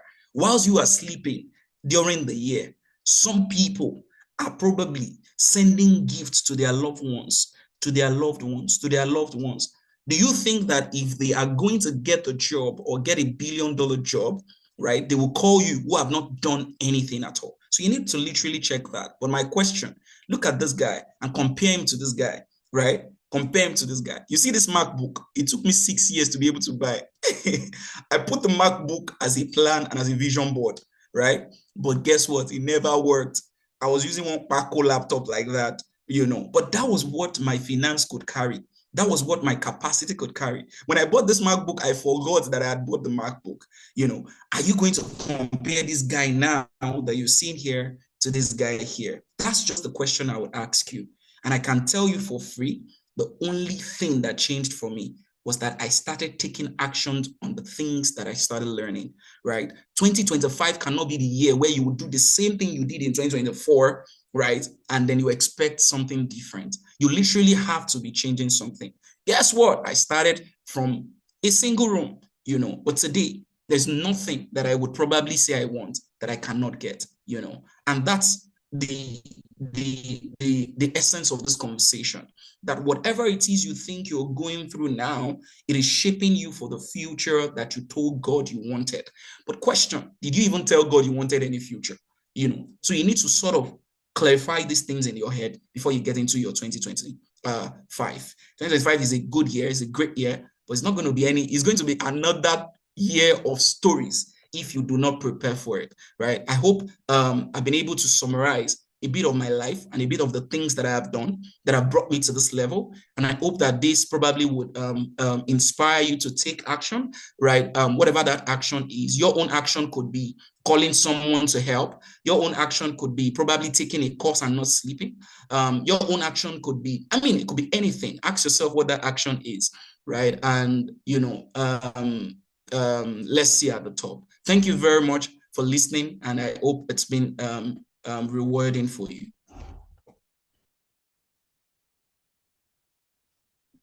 Oh, wow. This is such an amazing story. He asked me that, can it be real? And I told him, oh yes, please, we want practicality, into these things. And of course, you can see how well he curated, even he had a slide, to present to us. And yes, so I'm going to be doing a screen sharing right now, for our to get to know our to get to know our panelists, just so you know the kind of questions you would ask them. Yes. So all right, here we go.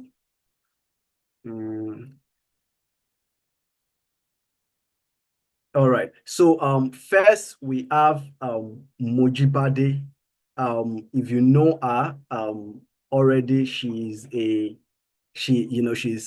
called the Lady MC.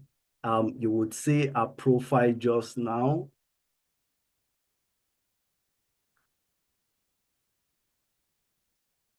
Just having some.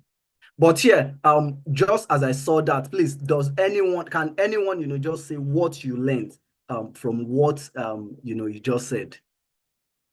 Just tell us something, you can pick out from what you just said that you are holding on to this. Who wants to go, please?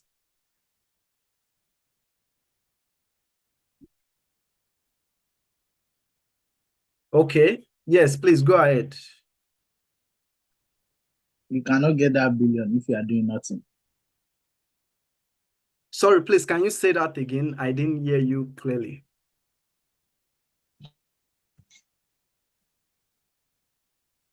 You cannot get that billion big if you are doing nothing. So you have to, do something, transform that that reflection, into action.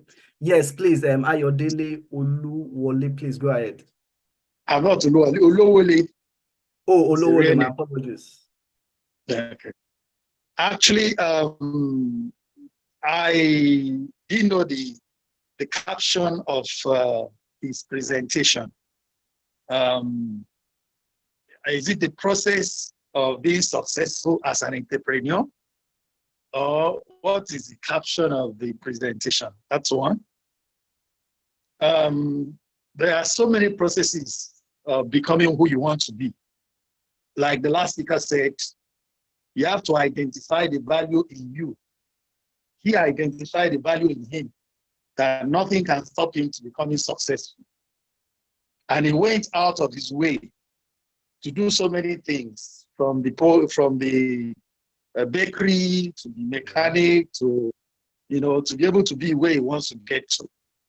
But what we want to know from him is for him to advise us that, yes, that's his own process of becoming who he has become today. How can we also have our own processes to be able to be who we want to be? We want it to be in a scientific way.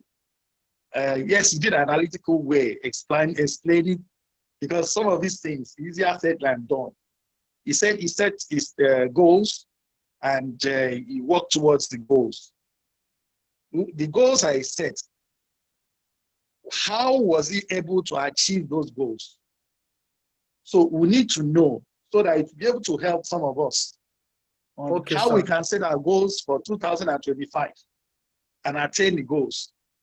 Because sometimes happen accidentally. Did this thing happen accidentally, or it was planned by him, or God is the one that defined his paths? So we need to identify that, because not everybody can be able to go through what he's gone through to be who he is. So please, I need him to do the analysis. I have my own personal experience that I never from my life had an experience. My father made me to go to Federal Ministry of Works, Federal Ministry of Employment, Labor and Productivity. Because of the setting and the activity within the office, I said to myself that I would never work in any ministry and I would never work for anybody. That was as far back as 1980. So, and believing in that, from my university days, I only worked during NYC, which is very key. The rest is history. There's a long story, which a book can be written on it. Notwithstanding, we want for us to help us, because our major thing is people want success. You said You have to do certain work to raise finance, build on the finance that will take you to another level. You have to be able to say, like my own in those days, I believe that when I was even as an entrepreneur working with a group of friends, whatever I got, I put 50% into the bank. I spent no, I put 75% in the bank. Oh, yes, sir. Sorry, sir. So I need to do that for us so that to be able to be meaningful for what he has told us, the story, okay. please. Mr. Olamilekan, can you please speak to that, sir? Hey, okay. Ayodele Olowole, right? I hope I'm correct. Please. Okay. Yeah, correct. Right. So first, I would thank you for your question. And secondly, I would mention that for you, right, I would want to have a data, right? You know, I'm speaking to a large audience, and it is very important I pick on things that people can relate with, right? So while I wait to hear from you on data as to what you want to achieve, I just need one major thing you want to achieve for 2025. But I will tell you one major thing that that was a major. I'll just pick an example, for instance, and I'll tell you how I went with it, right? It was first with starting a business. So in 2018, when I wanted to start. Sorry, sir, your video is not on. Do you mind turning it on, sir? No. Don't worry. I'm trying to sort out my background here. All right, you can go ahead. Yeah. Okay. So when Ayodele, can you hear me? I'm hearing you. Okay. So the case study was I wanted to start a business, and there was no kobo. Even from what you were saying, I'm trying to be sure if you heard everything I shared. I didn't save any money to start a business. There was no even money to save. How much was I collecting? So there was no money to save, right? So what did I do? First, the only thing I knew I could do, because I needed to register the business, I had a request from a brand that wanted to pay me money. And they said that if the business was not registered, they were not going to pay me that money. Matter of fact, they were not even going to work with me, right? Which is one thing that I would just speak or chip on for everyone on this call, right? If you want to start a business, start right. There are certain businesses that will not work with you if you are still sending them account number of Ayodele Olowole. But getting back to it, what did I do? I had friends that I had practically shown up for on their birthdays, as simple as, I know this is one area that a lot of us feel like we know, but we don't know nothing. And I'm saying that with every level of humility. We don't know. We just feel like on people's birthday, we wish them LLMP. I mean, how do you send somebody LLMP on their birthday and you expect them to remember you, right? LLMP, what does that mean? So what I had done preceding that time was that I had a network of friends. Guess what? I didn't even know at that time that they had up to that money to give me. I had looked down on them so much that I felt like, look, how much does he have to give me? So they were not an option for me, right? They were not an option for me at all. So I didn't even bother asking them for that resources. I needed just 200K to get off, right? But there was a friend that I showed up for. Anytime he's running his birthday, I would just send him happy birthday, you know, and then give him like a cake. Days that I cannot do a cake, right? How much is cake then? Cake was just like 4,000 naira, not the ones they are doing 15K for the smallest size now. So I would send him cake. So I didn't know that I was gaining a space. I wasn't just renting a space in his heart. I was buying a land in his heart. So he was looking at me and then looking for ways he could help. So guess what? I did not ask him for a kobo. It was someone who just spoke around him and said, oh, look, Lekon wants to even start his business. There's a business pitch that he's trying to make, but they say that if he does not send in the proposal with his business name, they are not going to pay him. He said, Lekon didn't tell me about this now. I did not beg him. I did not say, please come and begging is a vice. That's not what you should do. I never begged him for a kobo. The morning before, at that time, Access Bank was still Diamond. The Access Bank merger had not happened with Diamond Bank. So it was Diamond I was using. Before I could wake up, the amount that I needed was 70,000 naira to do business name registration. That was all I needed. By the time I would wake up, he had sent me 200,000 naira. So in my own head, I'm like, I just checked my account. On my account, these zeros I would always see there at that time were 3 zeros. They were not more than 3. All of a sudden, I'm seeing multiple zeros at the back of 2, and I was shocked. So I felt like maybe Diamond Bank made a mistake.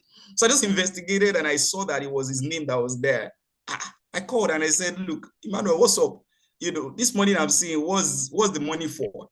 He told me, he said the money is majorly for me, that he heard that I wanted to start a business and he was willing to support. I said, thank you. I truly appreciate you. As a man of integrity that I am becoming, right? I asked him, when would I return the money? He said, it's not a loan.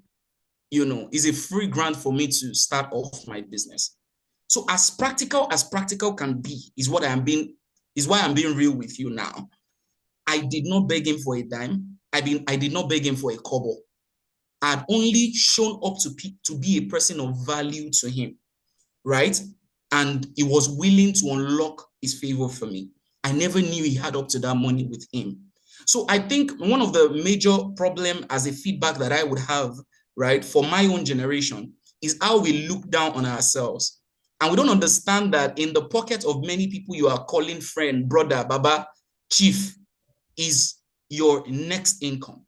So I've used that as a case study. Ayodele, I want you to also now give me, if Adora Megba would allow, give me a perfect case study of what you want to achieve in 2025, and I would relate it to what you can do to achieve that. I hope I've been able to answer you.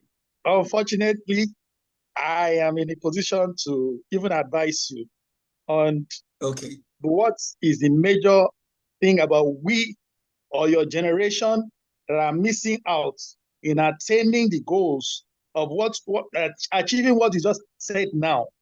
You have to add value on people around you. Add value to your family. Add value to you. You added value to that your friend that made him grow your business or give you a startup for your business. Yeah. Adding value is not by begging, going to beg somebody, give me. That's right. I want to start business, give me. Don't ever, as an entrepreneur, belittle yourself in front of anybody. Just be focused and add value. You see what will happen in your life. You blossom like a flower. That is my own contribution from what I learned from what you just said. Now, somebody had to make you start, and you have started. So now every other person on this platform now listening to you, they should hold on to themselves. Value added. Value added to themselves is common. It's just a simple thing that you see, they say sweep this floor. And you say, I'm too big, I cannot sweep the floor. You don't know the person that is watching you. You're sweeping that floor, you're adding value to yourself.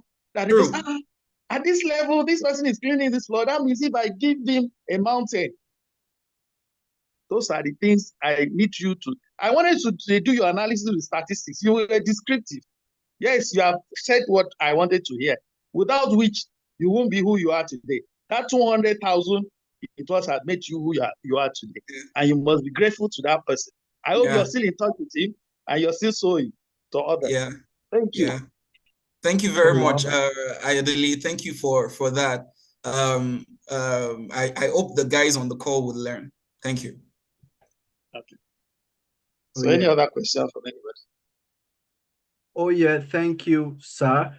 So yes, just before we have another speaker in the house. She has been, in since.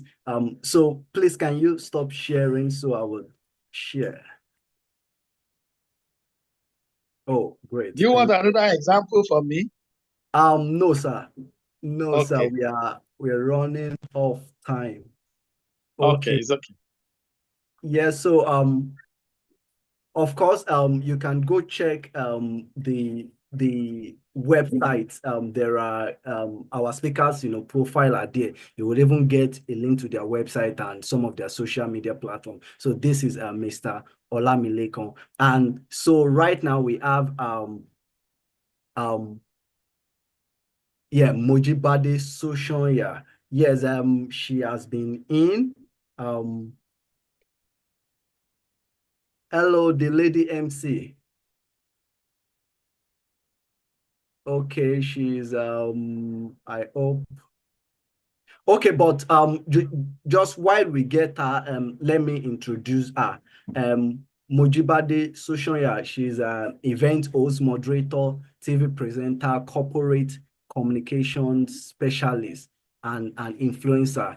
Mojibade Soshonya, famously known as the Lady MC with an MSc, is a seasoned event host and communication expert, nicknamed the banker with a mic. During her banking career, Mojibade seamlessly blends professionalism with charisma, inspiring audiences and empowering individuals to reach their full potential. Beyond her professional accomplishments, Mojibade actively supports social impact initiatives, contribute to projects like Shell Community and Project on Field. With her influence and passion, she connects deeply with audiences and leaves a lasting impact. So yes, ladies and gentlemen, welcome.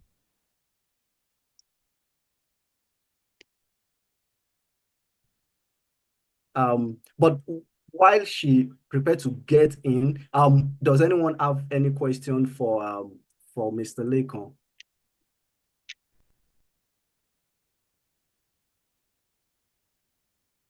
Can we hear me, please? Can I say ask question? You've asked quite a lot. Let's see if someone. No, it's beneficial to everybody. Let's see if someone else have so yeah, you know, would be fair to others. Anyone? Okay, yes, please go ahead, sir. Go ahead, sir. Mr. Okay. Olabuneko, Hello? I want to ask, you know, in your process of growth, apart from the windfall of finances to you, I'm sure there would have been obstacles in bigger projects which you have not been able to get finance for. And eventually you got the finance. Please, can you expatiate how you're able to do it? And for those of your customers, how do you collect your fees or your charges? Is it before or after? Do you have any customer that is not paying, or do you have any deficit?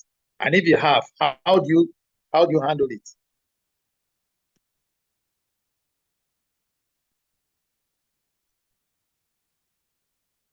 Are you there? Hey, I'm here. I would just prefer to answer. These are very targeted questions that real-time conversations would have to bring on board for you. I mean, but asking the question of how have I been able to get finances for obstacles where I encounter obstacles? The truth about the matter is people are money. Money is people, right? So you need to understand the value in people, right? And unlock the gratitude in their hearts. I've been running business now for well over a decade, and I've not gone to bank to borrow any kobo. Not as a bragging right, but also to let you know that, look, there is a way to run business. If you have people are the investors that you need. They are the one who put their money in the bank, and bank end up borrowing you and slapping you with a lot of, you know, interest rates. So what I do is I focus on people. I don't mince word with valuing people.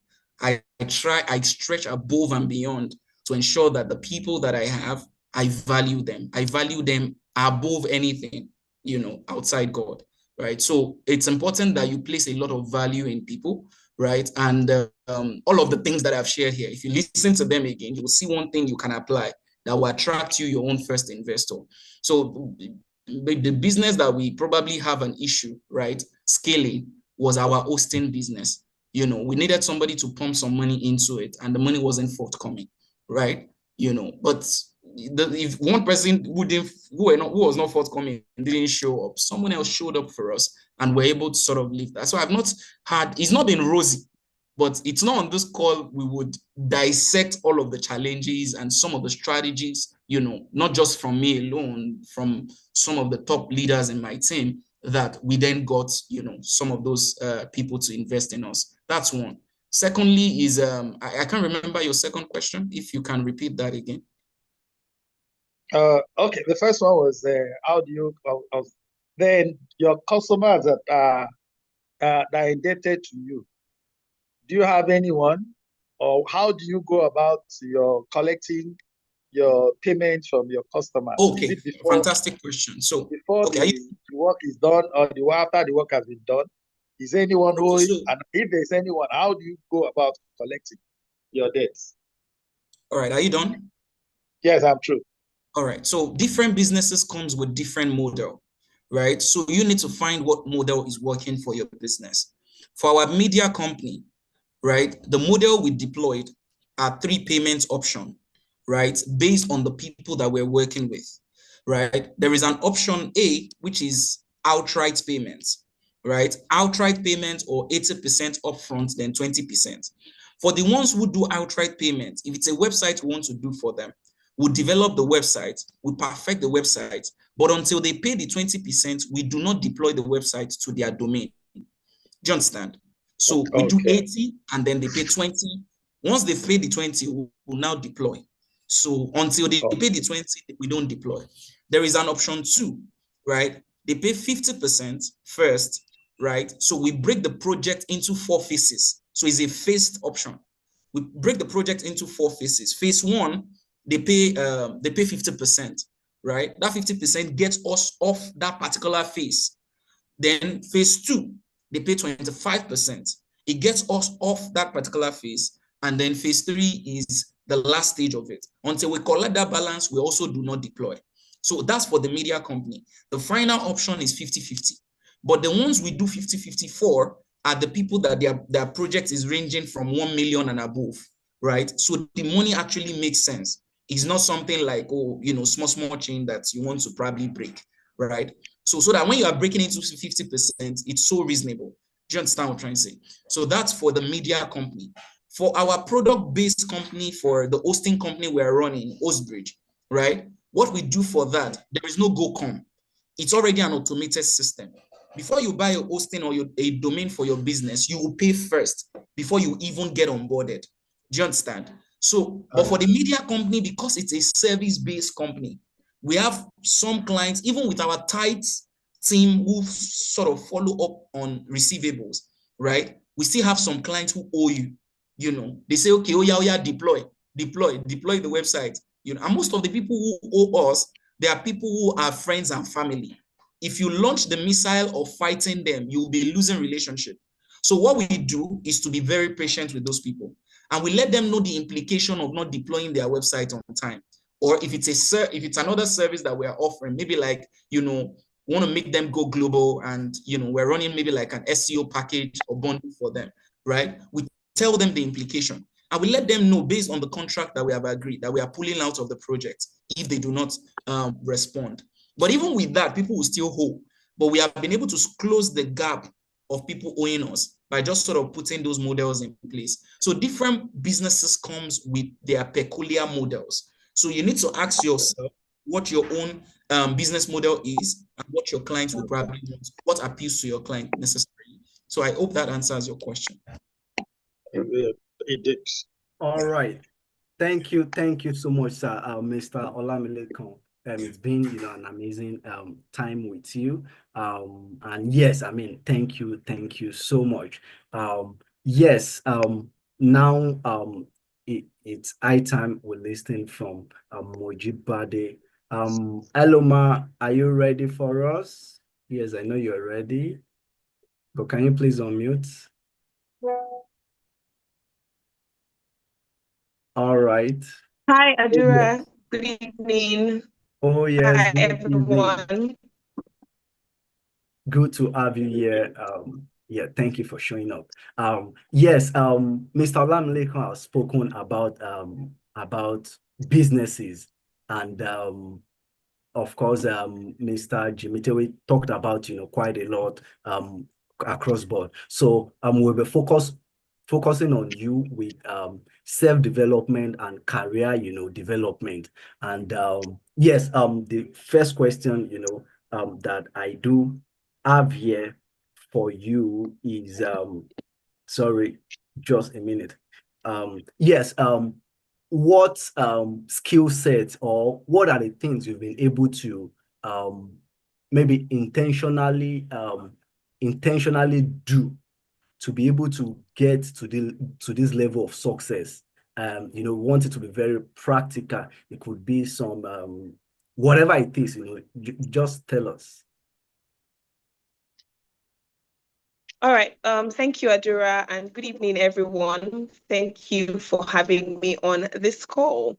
So very quickly, and I think it's going to take about 5 hours if I start to break it down, but I will just try and share a little from where, and then manage the time that we have. If there's anyone on the call who follows me on very closely on social media, or who's heard about me from any regard, one thing that you would know about me, or that you'd be very well aware of, is that I don't joke with my relationship with God, because I recognize that I am because He is, and there's nothing that I've ever accomplished in life, or anything that I have or that I ever hope to be, that can be taken out of my relationship with God. So that's my number one secret to success, my relationship with God. Secondly, I am very big on service, right? So when I first started, before I became this brand, I used to be a banker, and I served in banking industry for about 6-7 years. Now, in banking, never did I envisage that I'll be where I am currently. But one of the things that I did, and that was very primary for me, was service. And I'll explain what I mean by service. Yes, I was earning my primary income from banking, but I made it a point of duty to go beyond my KPI. And now KPI means key performance index. So when in my first year in banking, I worked in credit risk management. Then I also I was then redeployed to product management, then to digital banking, and then private banking before I left the bank. But one thing that I always did, and when I say service, was that I volunteered for things that made me happy, things that supported my passion, but things that also contributed to the bank's bottom line. So I didn't work in communications primarily, but I've always wanted to be a communications professional. However, when I started out in the bank, they didn't post me to corporate comms. But what I always did was to volunteer to serve on extra projects that corporate communications had. And so because I knew that was not my primary function, and because I was volunteering for corporate comms, I didn't want my own primary function to suffer. I had to work extra hard. So working extra hard would mean that I would come in early to work, finish my own work for the day, just make sure, I did it, but I also did it excellently, because there's a part of excellence where people can say, oh, this memo has been reviewed by Mojibade. Don't bother checking it. She's done an excellent job. Or, once it's Mojibade that reviews it, everything is correct. So there's that part where I worked diligently at my own primary assignment. Then I go to corporate comms to volunteer, because that was where my passion lied. So I think I say this to let you know that you might not currently be serving where your passion is, or you might not have the chance to do it, but are you creating opportunities for yourself to serve in that place? So communications has always been my own passion. From when I always tell people, and I share this story, that I hosted my very first event when I was 9 years old. So I've been hosting events as far back as 9 years old. And it was from speaking up and saying, oh, I can do this. Let me do it. I would host my neighbor's daughter's birthday parties. And one thing that I think had differentiated me even from when I was 9 years old was that I always went the extra mile. So I'm hosting my neighbor's birthday. How am I? I mean, I think back and I'm wondering, you were only 9 years old. How did you think of all of these things, right? I'd always sought out to be an excellent person, to always put the extra in the ordinary, and that makes you extraordinary. And trust me, I'm not even trying to do any aspire to perspire. I'm just telling you that you have to always bring the extra to every ordinary, and that makes you different. And so when I'm hosting my neighbors' parties, I was 9 years old. When I was growing up, at the back of newspapers, right behind, you would find riddles and jokes. So I will cut it out, cram it, and use it to host and engage, guests at those events. And I'm talking, far back as maybe 1999, 1990, 2000, year 2000, right? I would just do something different to make sure the guests had fun. But I was only 9. And so I've been pursuing excellence from a very young age. So even when I got into banking, excellence was not new to me. It wasn't a stranger. It was something that I'd always pursued. I'd always tried to be different, right? So what are you doing differently in your own sphere of, influence, or where you currently find yourself? And although I didn't see myself as as a banker on the long run, whilst I served in banking, I still served excellently, because every part of your story is a piece of the puzzle that adds up eventually to the bigger picture. And so if I handled banking very lackadaisically, the people who refer me now from banking, who say, oh, let her do this event with the president, the people who speak on your behalf, they would say, oh, she was not an excellent person in banking. I don't know if she has changed though, but she was not excellent. They're already staying in your record. And so even though I didn't see myself as doing banking for too long, I eventually stayed 6 years plus, but I made sure that my brand was a reputable one. My brand was one that everybody wanted to work with, even though I was still in the bank and even I didn't want to be a banker. But that was where I found myself. And even the Bible says that whatsoever your hand finds to do, do it well. And whatsoever you do, do it heartily, as unto the Lord, knowing that of the Lord you shall receive your reward. The Bible even tells us that when you're faithful in the little things, God will set you over bigger things. And yes, again, banking was not my destination, but whilst I was there, I did it with my heart, I did it excellently, and I gave it my all. Yeah. So I think I'll talk about those two major contributions, serving, being an excellent person, and 3, and always bringing the extra factor to every ordinary situation, so you can be anything on, excuse me, you can be anything on the call. You can be a baker, a fashion designer, you can be anything. Even if you work in a bakery, are you the one that your boss trusts with? If this person counts the loaves of bread, we're sure that not one will not miss. It's in those little things. Even if you're a cleaner, are you an excellent cleaner that people will say, I can recommend her to go and clean, the president's office. And from there, somebody will find you and say, no, you can do better than this. You can do something else. In whatsoever your hand finds to do right now, how exactly are you handling it? Wow. Thank you so much for that. Yes, I mean, I believe someone got something from that. Yeah, the last question I will ask you before we take one question from the attendees is in going into the new year, what are the things you either consciously or unconsciously kind of put together in your mind, or it could even be physically? Yeah. So it's interesting that you asked that question, because most of today I sat with my best friend, we shut out our phones, and we were planning for the new year. We're writing down our goals in every area of life, down to the countries we want to travel to next year, down to the food, the kinds of food we want to eat, our exercise, our routine, lifestyle. Of course, I'm talking about spiritual life, the amount we want to make next year individually. We're writing down everything. And that is exactly how you should step into the next year. I know that every time the year is coming to an end, there's always this, the new year, the new year, the new year.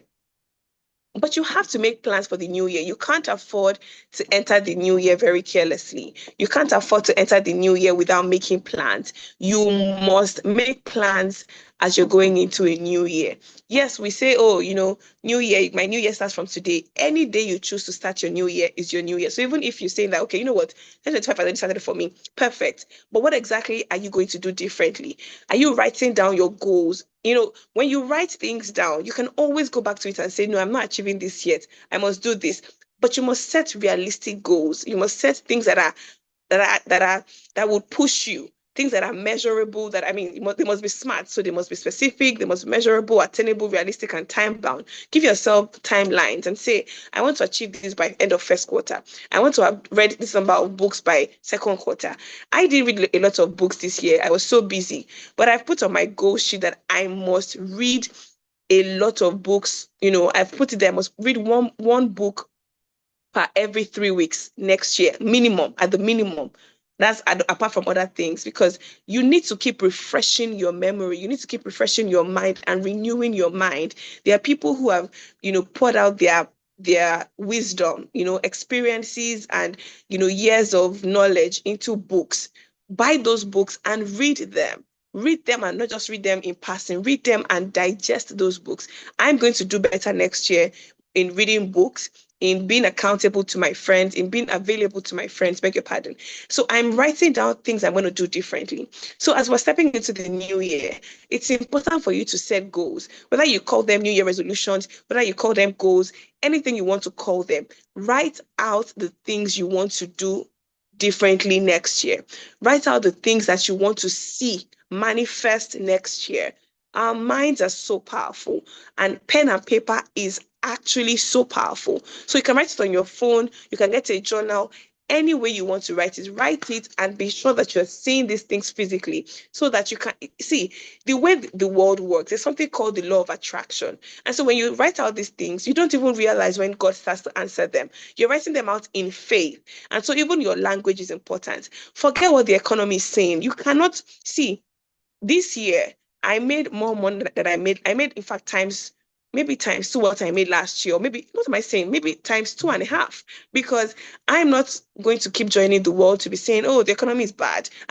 Are we unaware that the economy is a bit funny right now? No, we're not unaware, but I'm not going to join the bandwagon and start saying, oh, the economy is really bad. It's bad for whoever it's bad for. It's not bad for me. I am thriving regardless of what the economy is saying. I am thriving. And so you have to enter the new year with a positive mindset. And no, I'm not telling you to not work hard. You will work hard, but you must also ensure that what you're saying and what you are writing are in alignment. So you cannot write down that, oh, in this new year, I will make this amount of money. In this new year, my business will thrive. And then when your friends are gisting, they're the ones, saying with them that, the economy is bad. This tipping. I'm not in tipping economy with anybody that is saying, I'm not in tipping economy. I am flourishing. I'm thriving. My business is a success. I'm confessing positively every single thing I want to see in the new year. So please, whatsoever you do not enter the new year carelessly. Don't join the bandwagon of people that are confessing negative about the economy. Yes, we can see the numbers. Yes, we can see the statistics, but we have a greater power who is able to make all things work together for your good. And so whatever, it doesn't matter what 2024 has been for you, whether you had a good year or a not so good year. As you're approaching this new year, 2025, make sure you are approaching with a renewed positive mindset. Make sure you write down your goals, your aspirations, your new year resolutions, every single thing you want to do differently, that you want to achieve or accomplish, that you want to see in the new year. Write it down and start to confess positively about all of those things, dreams, and aspirations that you have written down. Oh, thank you so much, Mojibade, for that. Just so we'll just take one question. So who is ready to go? Just be in 2 minutes, in less than 5 minutes, we should close up this submit. So yes, anyone yet, any question about career at all that you would like to answer? Going,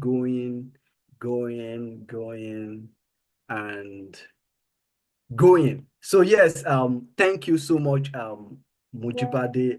It's really nice having you. So final word, right?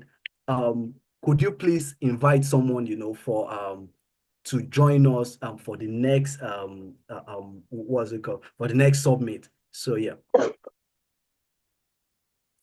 Okay, so I've been on the call for well over an hour because I also listened to Jimmy Tewe's session, and it was absolutely incredible.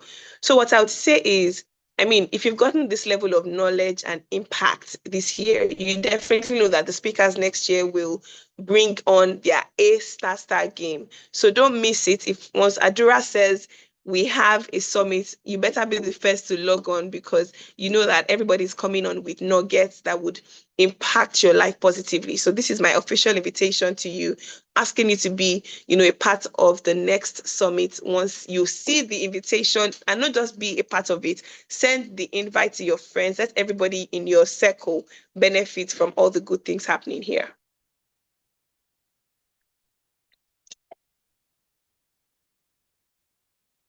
You're muted, Adura. Yeah, all right. Okay. Thank you so much, Mojibade, for joining in. I mean, I'm personally so glad, having you, and I believe you've impacted, all Adura, others. please, can I see ask question?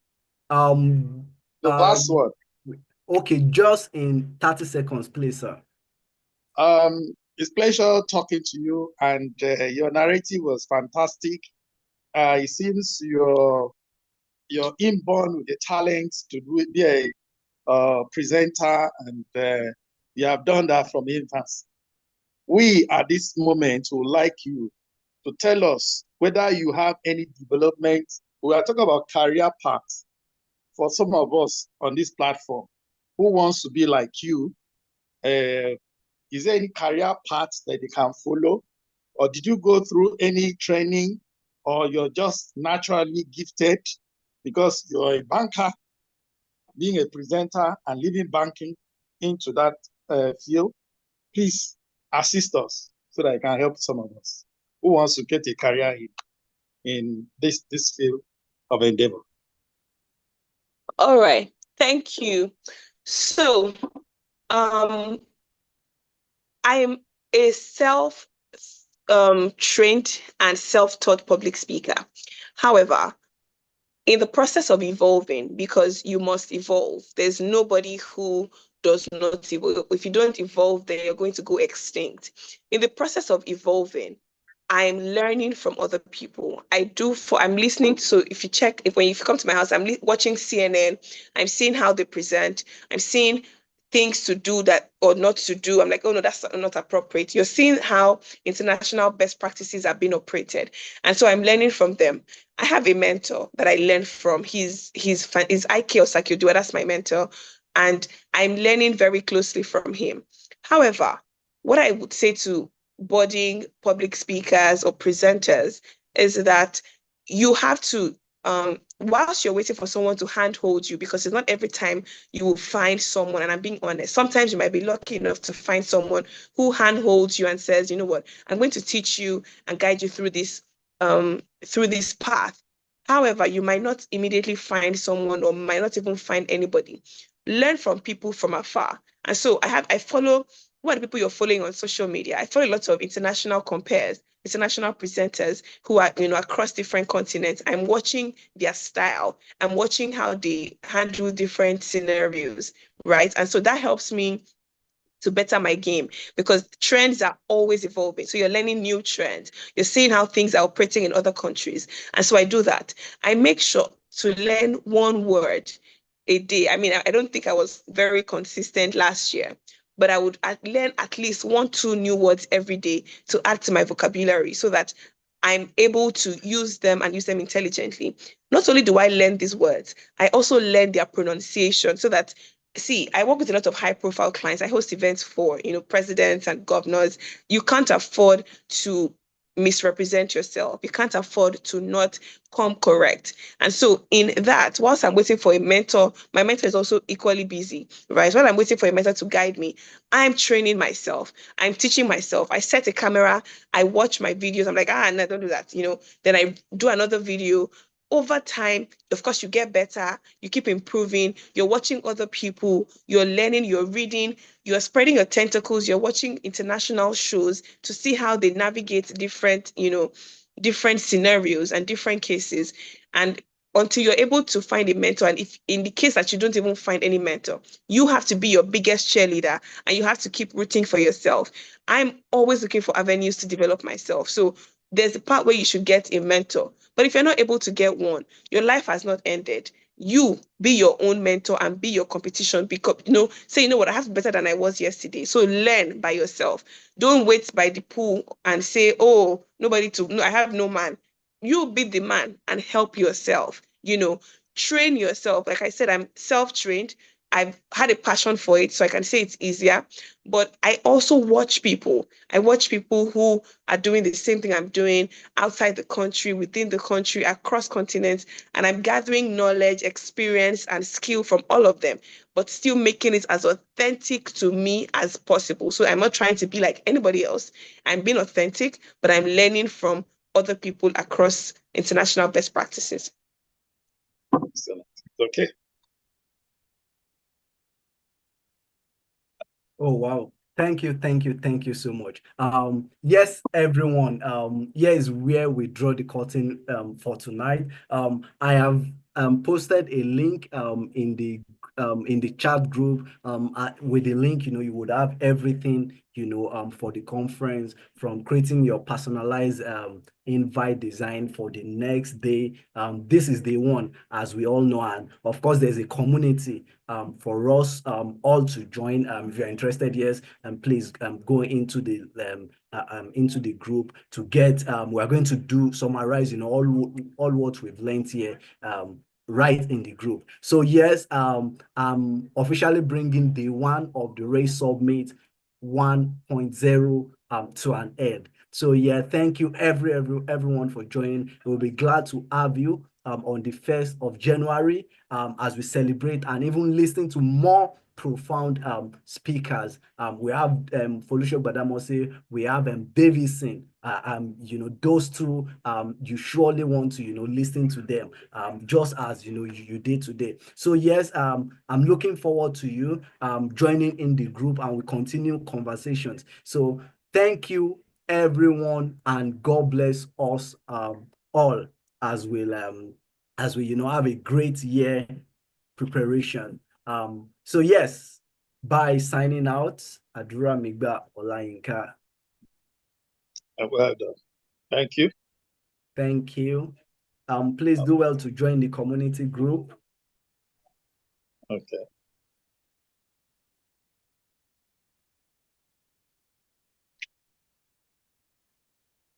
That was good. Okay. Thank you so much, everyone. Thank you. Thank you, everyone. Okay. Bye-bye.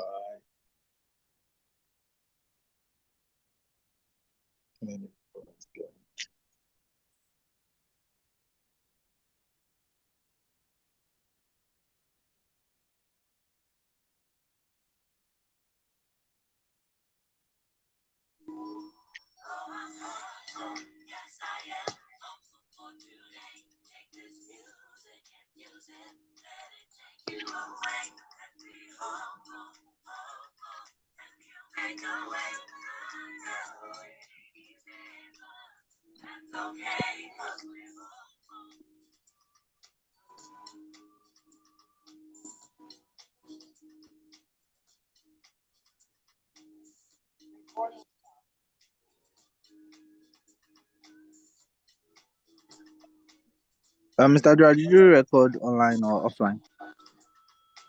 I think it was online.